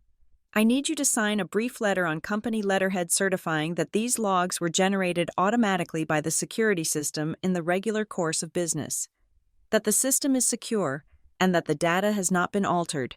I need it to be a certification of business records, so I can enter it into evidence without dragging you into court. Can you have it waiting at the front desk for me to pick up in an hour?" I hit send. Now, the alibi was bulletproof. I started the car and began the drive toward my office to pick up the letter. But my mind was already moving to the next target. Brooke Leland, the notary. I had her name. I had her commission number from the stamp on the forged deed. But who was she? Why would a notary risk her license and a prison sentence to help my parents steal a house? Notaries are usually risk-averse. They live in a world of precise rules and logbooks. For her to break the law this brazenly, she had to be either incredibly stupid or incredibly pressured. I connected my phone to the car's Bluetooth and dialed the number for the Secretary of State's Notary Public section. I had looked it up while waiting for the judge earlier. Notary Division, how may I help you? Hi, I said, keeping my voice pleasant and inquisitive. I am looking to verify the status of a notary commission. I am about to sign some documents and I just want to double-check that the notary is active. Certainly. What is the name? Brooke Leland, Leland, commission number 2348901. I heard typing. Okay, the clerk said. I see her. She is active. My heart sank slightly. I had hoped she was already suspended. However, the clerk continued, there is a notation here. Her commission is up for renewal in 2 weeks, and she has been flagged for a continuing education audit. She is currently in a grace period pending the submission of her new bond. A grace period? I asked. So she is under pressure to get her paperwork in? She is cutting it close, the clerk agreed. If she doesn't file by the 15th, she lapses. Thank you, I said. I hung up. It wasn't a smoking gun, but it was a loose thread. A notary who is weeks away from expiration and under audit is a notary who is stressed. Maybe she needed money for the bond. Maybe she was distracted. But that wasn't enough. I needed the connection. I pulled into the visitor parking lot of my office building. I didn't go in yet. I opened the browser on my phone and typed Brooke Leland Notary Public into the search bar. The results were thin. No personal website. No Yelp page. Just a few directory listings. I tried a different angle. I searched for the address associated with her notary commission. It was listed on the Secretary of State's website as 400 West Main Street, Suite 2B. Then, I opened a new tab and searched for Graham Sutter Attorney, my parents' lawyer, the man who had stood in court and lied about the lease. His website popped up, Sutter Associates. I scrolled down to the footer of the web page to find his office address. 400 West Main Street, Suite 2, A. I froze. A cold chill went down my spine that had nothing to do with the air conditioning. They were in the same building, Suite 2A and Suite 2B. They were practically roommates. I looked closer at the building directory online. It was a small professional building. Suite 2 was likely a large shared office space divided into subunits. Sutter was the attorney. Brooke Leland wasn't just a random notary they found at a shipping store. She was likely the receptionist, or the paralegal, or the office manager for the suite next door. Or maybe she worked for Sutter and used a different suite number to make it look independent. This was an inside job. Graham Sutter hadn't just filed the eviction. He had likely orchestrated the forgery. He had walked the document next door, or to the next desk, and had Brooke stamp it. Knowing I wasn't there, he had suborned a felony. Got you, I said again. I went inside, picked up the sealed envelope from Miller at the security desk. The letter was signed and stamped. Perfect, and walked back to my car. I had the alibi. I had the connection. Now I needed the trap. I drove home. The house was still quiet. The cameras were still watching. I sat down at my desk and pulled out my wallet. I took out my driver's license. I stared at the ID number, D69-24410. In California, when a notary records a signature for a grant deed or quitclaim deed, they are required by law to record the signer's identification details in their journal.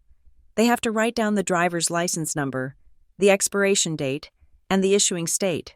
If I wasn't there, Brooke Leland had 2 choices when she filled out that journal entry. Choice A. She left it blank. That is a violation of the law. Choice B. She made up a number or used a fake ID provided by my parents. If she used a fake number, it wouldn't match mine. If she used my real number, she would have had to memorize it or have a copy of my license, which my parents might have from old records. But my license was renewed 2 years ago. The expiration date changed. The issue date changed. And the audit number on the card changed. I logged into the DMV portal on my laptop. I paid the $5 for a driver record printout. It showed the exact issue date of my current card, June 12, 2024. I printed it out. If Brooke Leland's journal listed an old expiration date, or a made-up number, she was finished. And if she had forgotten to record it, she was finished. I had one last thing to do before I allowed myself to rest. I opened my email client. I typed in Graham Sutter's email address, which I had found on his card in the court file. I kept the subject line simple.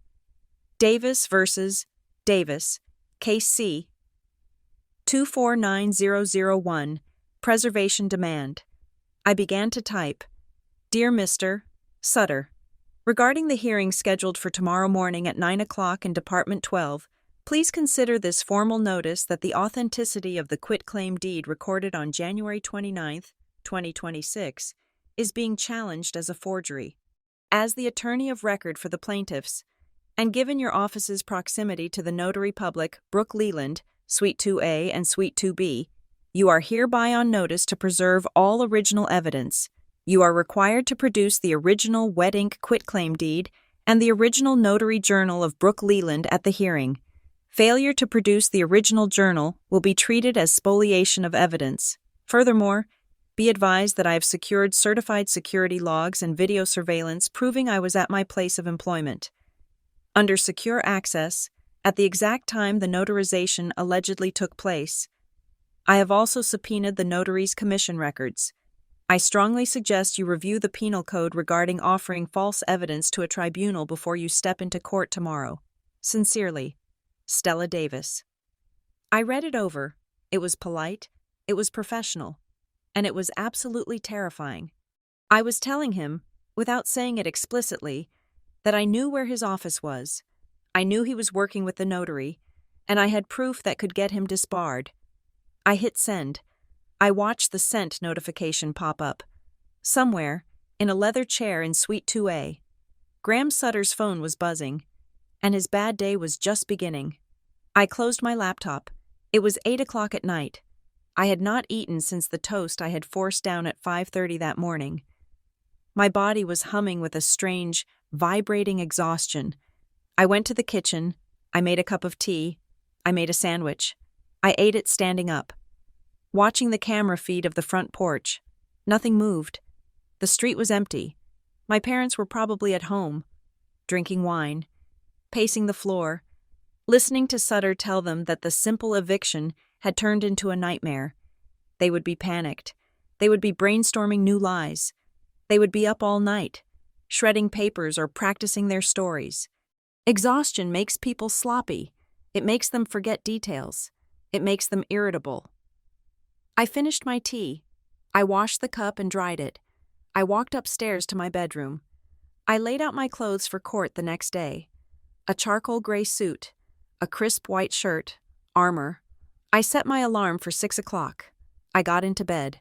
I forced my muscles to relax. Limb by limb, I focused on my breathing. I refused to let my mind replay the betrayal or the hurt. There would be time for therapy later. There would be time to cry over the loss of my family later. Tonight, I was a soldier in a barracks, sleeping before the battle. I needed to be sharp. I needed to be precise. I needed to be the one person in that courtroom who was not afraid of the truth. I closed my eyes, and because I knew I had the evidence, I slept. The atmosphere in Department 12 had shifted overnight. Yesterday, the room had felt like a processing center for administrative disputes, a place of bored clerks and routine paperwork. Today, the air was thin and sharp, vibrating with the kind of focused intensity you usually find in an operating theater right before the surgeon makes the first cut. I sat at the defendant's table, my hands resting on the cool wood. I had arranged my exhibits in a neat grid: the certified employer logs, the security letter, the DMV printout, and the affidavit of forgery. I was not holding a shield anymore. I was manning a weapon station. Across the aisle, the dynamic had changed. My parents were sitting straighter than I had ever seen them. Their posture was rigid, almost brittle, as if they were holding their breath. My mother, Elaine, was wearing a darker outfit today, a severe charcoal suit that I suspected was chosen to convey seriousness. but it only made her look pale. My father, Curtis, stared straight ahead, his jaw set in a line of stubborn denial. Their confidence looked rehearsed, like actors trying to remember their blocking in a play that was rapidly falling apart. Graham Sutter, their attorney, did not look confident. He looked tired. He had dark circles under his eyes, and he kept arranging and rearranging the papers in front of him. He knew I had him. He had read my email. He knew that I knew about the shared office suite, and the proximity to the notary, and the trap I had set. He was trying to figure out how to lose this case without losing his license. But the most important person in the room was not my parents or their lawyer. It was the young woman sitting on the bench behind them, Brooke Leland. She looked younger than I expected, perhaps in her late 20s. She was dressed in a blouse that was slightly too bright for court, and she was clutching a beige handbag on her lap with a grip so tight her knuckles were white. She kept shifting in her seat, her eyes darting around the room, landing everywhere except on me. Every few seconds, her gaze would flick to the back of my mother's head, a quick, desperate check-in, like a dog waiting for a command or a reassurance that never came. "All rise," the bailiff announced. Judge Maren Klein took the bench. She did not shuffle papers. She did not check her computer. She looked directly at the parties. "Case number CV 249001, she said, her voice cutting through the silence. "Davis versus Davis. We are here on an emergency evidentiary hearing regarding the validity of title and service." She turned her gaze to the plaintiff's table. "Mr. Sutter," she said, "I ordered you to produce the original quitclaim deed and the notary journal of Miss Brooke Leland. Do you have them?" Sutter stood up. He buttoned his jacket, a nervous tick.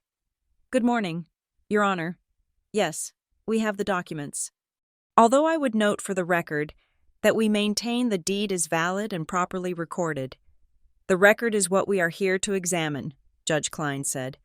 "Hand them to the bailiff and ask Ms. Leland to step forward to the witness stand." Sutter handed a thick, bound book and a single sheet of paper to the bailiff. Then he turned and nodded to the young woman. Brooke Leland stood up. Her heels clicked unevenly on the floor as she walked to the stand. She looked terrified. She was sworn in. She sat down, her hands shaking visibly as she placed them on the railing. Judge Klein opened the notary journal. It was a standard, black-bound ledger. She flipped through the pages, the sound of the paper loud in the quiet room. She found the entry she was looking for. "Mr. Sutter," the judge said, not looking up. "This journal entry for January 29th, 2026. It lists the notarization of a quitclaim deed for the property at 18 Oak Street. Grantor: Stella Davis." "Yes, Your Honor," Sutter said. "Ms.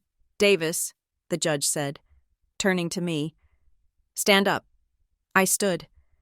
"I am looking at the identification column in this journal," Judge Klein said. "It lists the signer's identification as a California driver's license. The number recorded here ends in the digits 42. She looked at me over the rim of her glasses. "Ms. Davis, does your driver's license number end in 42? "No, Your Honor," I said clearly. "My driver's license number ends in 10. It has ended in 10 for 15 years. "Objection," Sutter said weakly. "The witness is testifying without—" "Overruled," Klein snapped. I asked her a question about her own identification. "Ms. Davis, do you have your license with you?" "I do, Your Honor," I said. "And I also have a certified driver record printout from the DM5 issued yesterday, showing the history of my license issuance." I walked to the bailiff and handed him the card and the paper. He walked them up to the bench. Judge Klein compared the plastic card to the journal entry. She looked at the printout. She looked back at the journal. "The numbers do not match," Klein stated. "Not even close, and the expiration date listed in the journal is from your previous license, which expired 2 years ago." She closed the journal with a heavy thud and turned her chair toward the witness stand. "Ms. Leland," the judge said. Her voice was deceptively calm. "You are under oath. You recorded an ID number in this book that does not match the defendant's current valid identification. It matches an expired license. Can you explain that? Brooke Leland swallowed hard. I could see the muscles in her throat working. I must have written it down wrong. It was a busy day. I might have transposed the numbers. You transposed 8 digits? Klein asked. And the expiration date? Did you transpose that too? I don't know, Brooke stammered. I verify a lot of documents. Sometimes I write quickly. Let us talk about the timing, the judge continued. Your journal lists the time of the act as 14:42. That is 2:42 in the afternoon. Do you stand by that timestamp? Brooke looked at Sutter. Sutter looked at the table. Brooke looked at my mother. Elaine was staring straight ahead, her face a mask of stone. Yes, Brooke whispered. That is what is written. Ms. Davis, the judge said to me, where were you at 2:42 in the afternoon on January 29th? I was at my office, Your Honor, I said. At Harbor Point Compliance Group, located 20 miles from the notary's office. Can you prove it?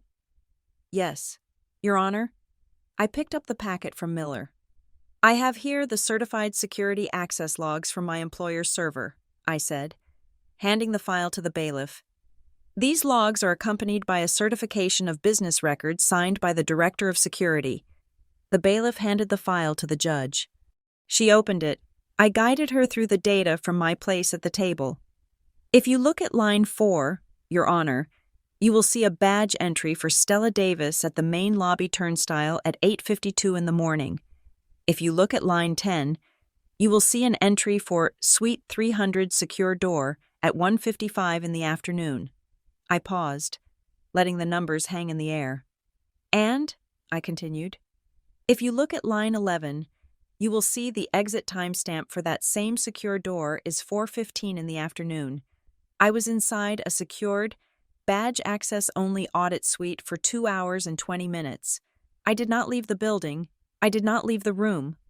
I also have the meeting sign-in sheet, I added, witnessed by 4 other employees, including an external auditor, placing me in that room at exactly 2:42.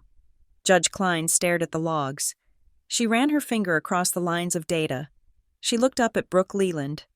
The temperature in the room seemed to drop 10 degrees. Ms. Leland, the judge said, this is objective, digital evidence. It places the defendant inside a secure facility 20 miles away at the exact minute you claim she was standing in front of you signing a deed. Brooke was trembling now. Her purse slipped from her lap and hit the floor with a soft thud, but she didn't pick it up. Did you witness Stella Davis sign this deed in your presence? Judge Klein asked. The question was simple. It was the only question that mattered. Brooke opened her mouth. Her eyes darted to my mother again. It was a frantic, pleading look.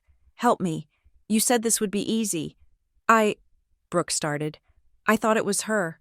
A woman came in. She said she was Stella. A woman came in, the judge repeated. With an expired driver's license number that she recited from memory? Because she certainly didn't hand you the physical card, since Ms. Davis has it. She had an ID, Brooke lied. It was a weak, crumbling lie. I checked it. Mr. Sutter, the judge barked. Turning to the attorney, does your client wish to revise her statement? Because she is staring down the barrel of a perjury charge. Sutter stood up halfway. Your Honor, perhaps the notary made a clerical error regarding the date. Maybe the signing happened on a different day and she backdated the entry. That is also illegal, Judge Klein snapped. A notary cannot backdate a journal entry. That is a violation of the government code. And frankly, Mr. Sutter, I am not negotiating with the record. The record says January 29th. The record says 2:42. And the record proves the defendant was not there. She picked up the original deed, the document that had started this war. She held it up to the light. Let us look at the signature, she said. She placed the deed next to the affidavit I had signed yesterday. She placed them both under the document camera on her bench, projecting the image onto the monitors mounted on the walls. On the left screen was the forgery. A looping, tentative signature that slanted to the left. On the right screen was my real signature. Sharp, jagged, slanting to the right. They are not even the same species of handwriting, Judge Klein said. One is drawn, one is written. She looked at Brooke Leland. Ms. Leland, the judge said, her voice dropping to a terrifyingly quiet register. I am going to ask you one more time, and before you answer, I want you to look at the woman sitting at the plaintiff's table. Brooke turned her head slowly. She looked at my mother. Elaine Davis did not look back. She was staring at the table, her hands clasped so tightly that her knuckles were yellow.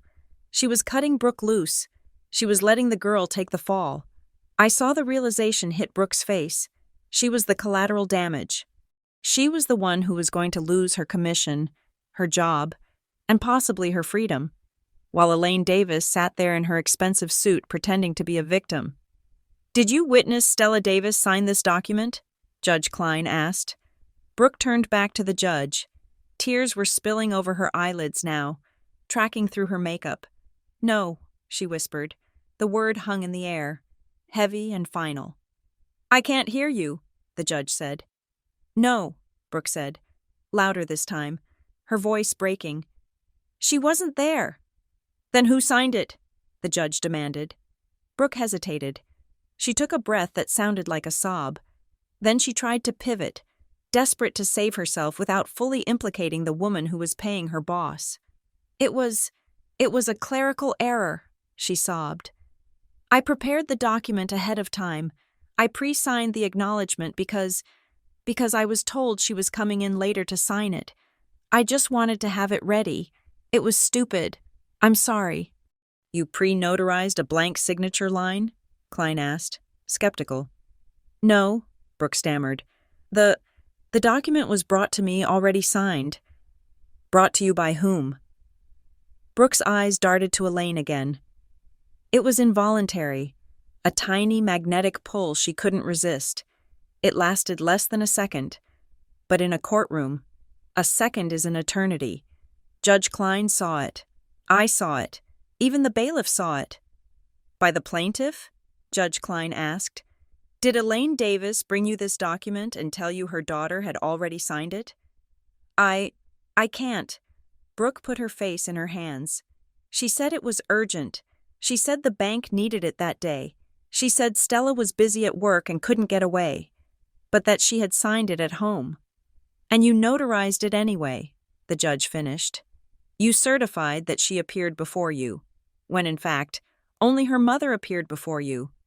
I thought I was helping, Brooke wept. She said they were going to lose the house if the loan didn't go through. She said it was a family emergency. It is a crime, Judge Klein said coldly. The judge turned her gaze to my parents. My father looked like he had been punched in the gut. My mother was still staring at the table, but a single tear had escaped, running down her cheek. It wasn't a tear of remorse. It was a tear of fury. She had been exposed. Her charm, her manipulation, her concerned mother act. It had all been stripped away by a 26-year-old notary who cracked under pressure. Let the record reflect, Judge Klein spoke into the microphone, that the notary public has admitted to falsifying the acknowledgement and that the defendant was not present. She looked at Graham Sutter. He was sitting with his head in his hands. Mr. Sutter, the judge said, your office is next door to the notary. Did you instruct her to do this? Sutter shot up, his face pale. Absolutely not. Your Honor, I prepared the deed at my client's request, but I gave it to them with strict instructions that it must be properly signed and notarized. I had no knowledge that they facilitated this bypass. He was throwing them under the bus to save his license. It was exactly what I expected. We will see what the state bar has to say about that, Klein said. She turned to me. Ms. Davis, she said. Her tone was different now. It was respectful. You have met your burden of proof, and then some. She grabbed her pen and pulled the case file toward her. She wrote with furious, heavy strokes. I am vacating the default judgment with prejudice, she announced. I am dismissing the unlawful detainer case entirely. There is no landlord-tenant relationship here. The lease is a proven forgery, and the quitclaim deed is a nullity. She looked up at the bailiff. Take custody of the notary journal and the original deed, she ordered. These are now court exhibits in a criminal referral. She turned her eyes to my parents. Elaine Davis, Curtis Davis, you filed a lawsuit in my courtroom based on a fraudulent document. You attempted to use the sheriff's department to evict a homeowner based on a lie. You attempted to defraud a bank using a falsified title. My father started to stand up. Your Honor, we were just— Sit down, Klein shouted. The sound echoed off the walls. You are lucky I am not having the bailiff take you into custody right now. But do not think you are walking away from this. She turned to the court clerk. Prepare a transcript of this hearing immediately.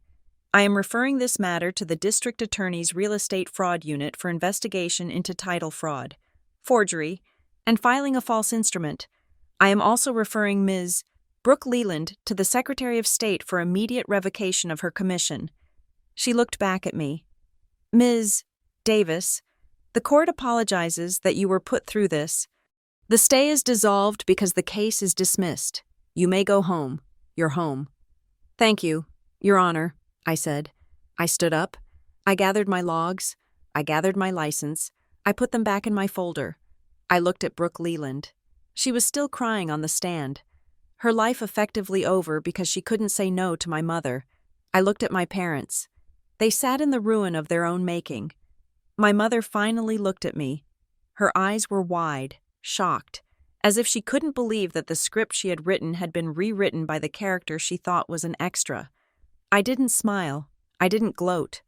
I just looked at them with the cold, detached clarity of a stranger. Then I turned my back on them and walked out of the courtroom. Judge Klein did not look at the crying woman on the witness stand with pity.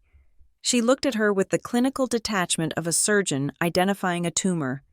The courtroom was silent, save for the hum of the air conditioning and the ragged breathing of Brooke Leland. Ms. Leland, the judge said.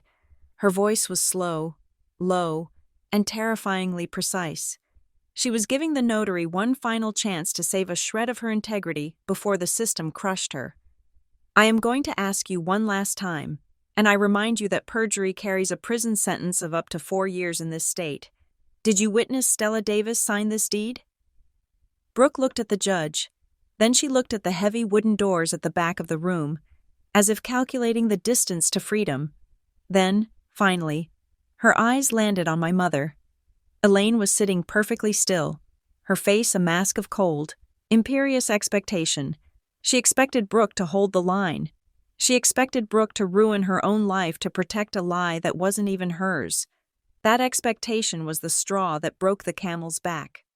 No, Brooke sobbed. The word burst out of her, wet and heavy. No, I did not witness it. The air in the courtroom did not explode. There were no gasps from the gallery, no gavels banging for order.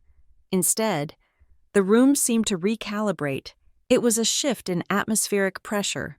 The performance was over. The legal fiction had evaporated, leaving only the stark, ugly machinery of consequence. She brought it to me, Brooke continued, the words spilling out in a rush now that the dam had broken. She pointed a shaking finger at my mother. Elaine brought it in. She told me Stella had signed it at home because she was busy. She told me it was a formality. She said if I didn't notarize it right then, the family would lose everything. She begged me. Brooke wiped her nose with the back of her hand, her professional veneer completely gone. She said Stella knew about it. She said Stella was fine with it. I just wanted to help. I didn't know they were trying to evict her. Judge Klein leaned back in her chair. She took off her glasses and placed them gently on the bench. She looked at Graham Sutter. Mr. Sutter, she said, your witness. Sutter stood up slowly. He looked like a man who wished he could dissolve into the floorboards. I have no questions, Your Honor. I didn't think so, Klein said. She turned to the court clerk. The record will reflect that the notary has admitted to violating Government Code Section 8224. The acknowledgement is void. Then, Judge Klein turned her full attention to the plaintiff's table. My father, Curtis, was staring at his hands. My mother was looking at the wall. Her jaw set so tight I could see the muscles jumping. They were not looking at me. They could not look at me.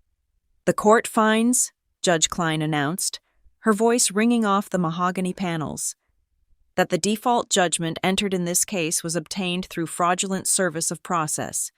The court further finds that the plaintiffs lack standing to bring this action because the instrument of title they relied upon, the quitclaim deed, is a proven forgery." She began to write on the file, narrating her orders as the ink hit the paper. "The default judgment is vacated immediately. The writ of possession is dissolved. The eviction case is dismissed with prejudice. That means you cannot file this again." She paused and looked up. "But we are not done." She picked up the original deed, the piece of paper my parents had thought would be their golden ticket. "The clerk is ordered to impound this deed and the notary journal as Exhibit A and Exhibit B," she commanded. "I am referring this entire matter to the District Attorney's Real Estate Fraud Unit for investigation into potential fraudulent conveyance, filing a false instrument, and conspiracy to commit title fraud. I am also referring Ms. Leland to the Secretary of State for immediate administrative action regarding her commission." "Your Honor," I said. I stood up. My legs felt heavy, but my voice was clear. "May I add one item to the referral?" "Go ahead, Ms. Davis," Klein said.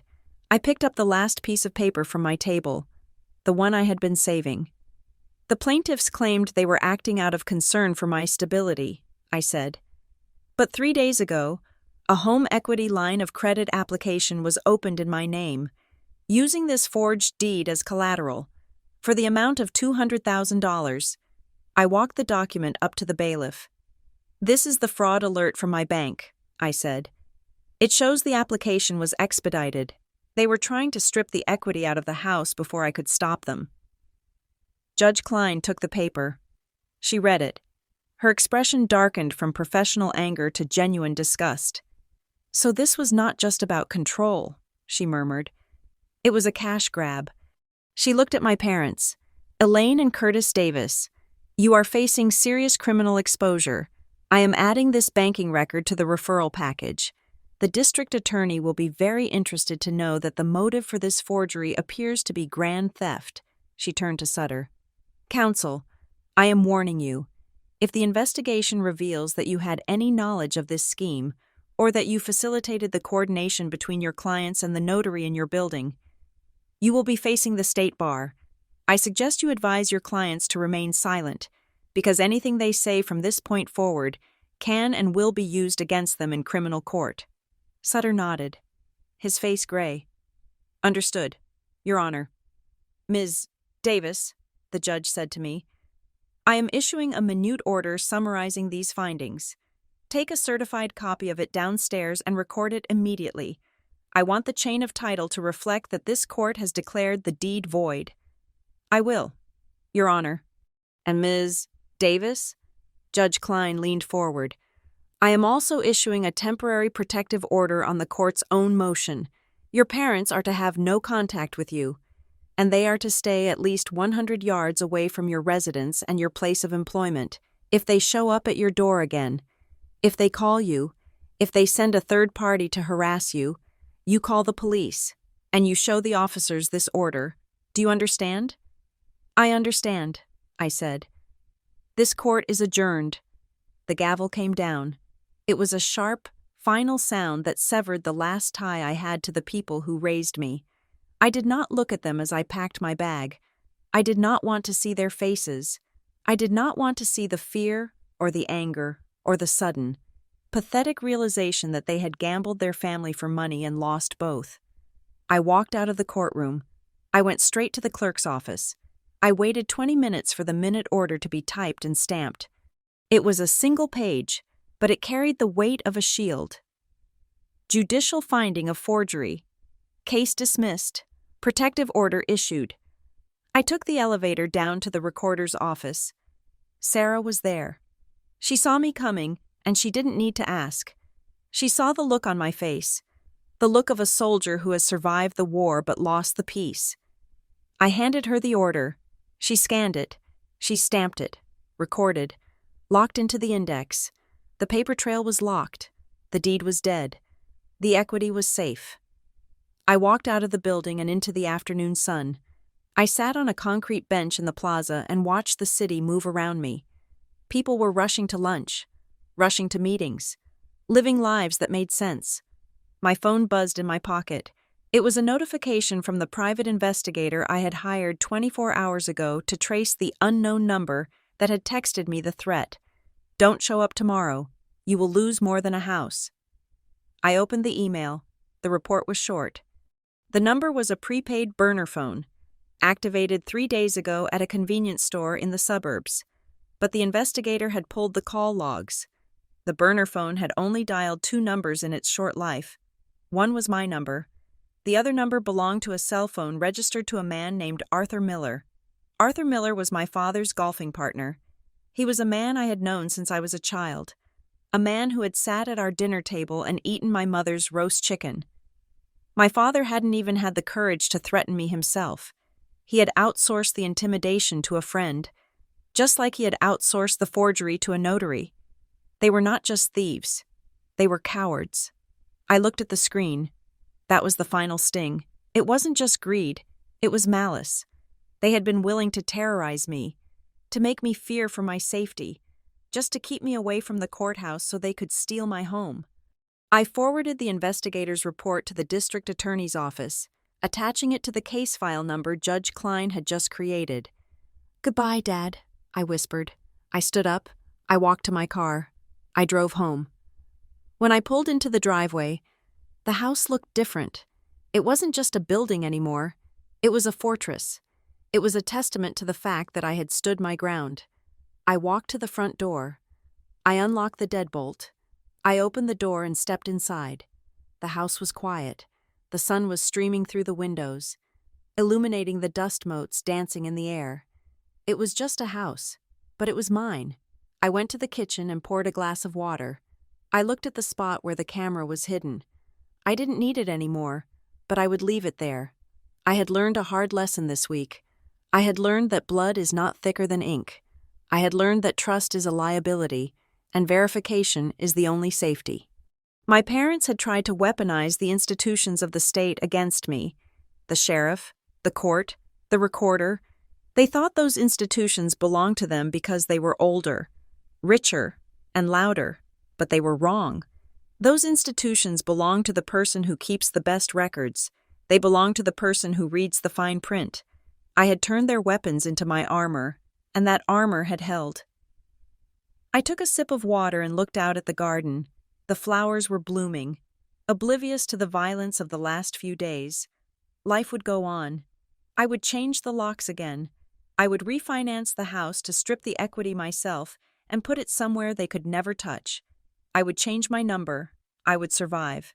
But I would never, ever forget the sound of that gavel. It was the sound of my freedom.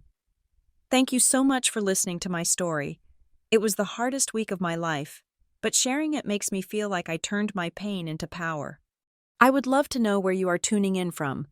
Are you listening from your car, your kitchen, or maybe your office desk like I was when I found the evidence? Please leave a comment below and let me know. And if you enjoyed this story and want to hear more about how people fight back against betrayal, please subscribe to the channel Lucy Revenge Stories, like this video, and hit the notification bell so we can share this victory with as many people as possible.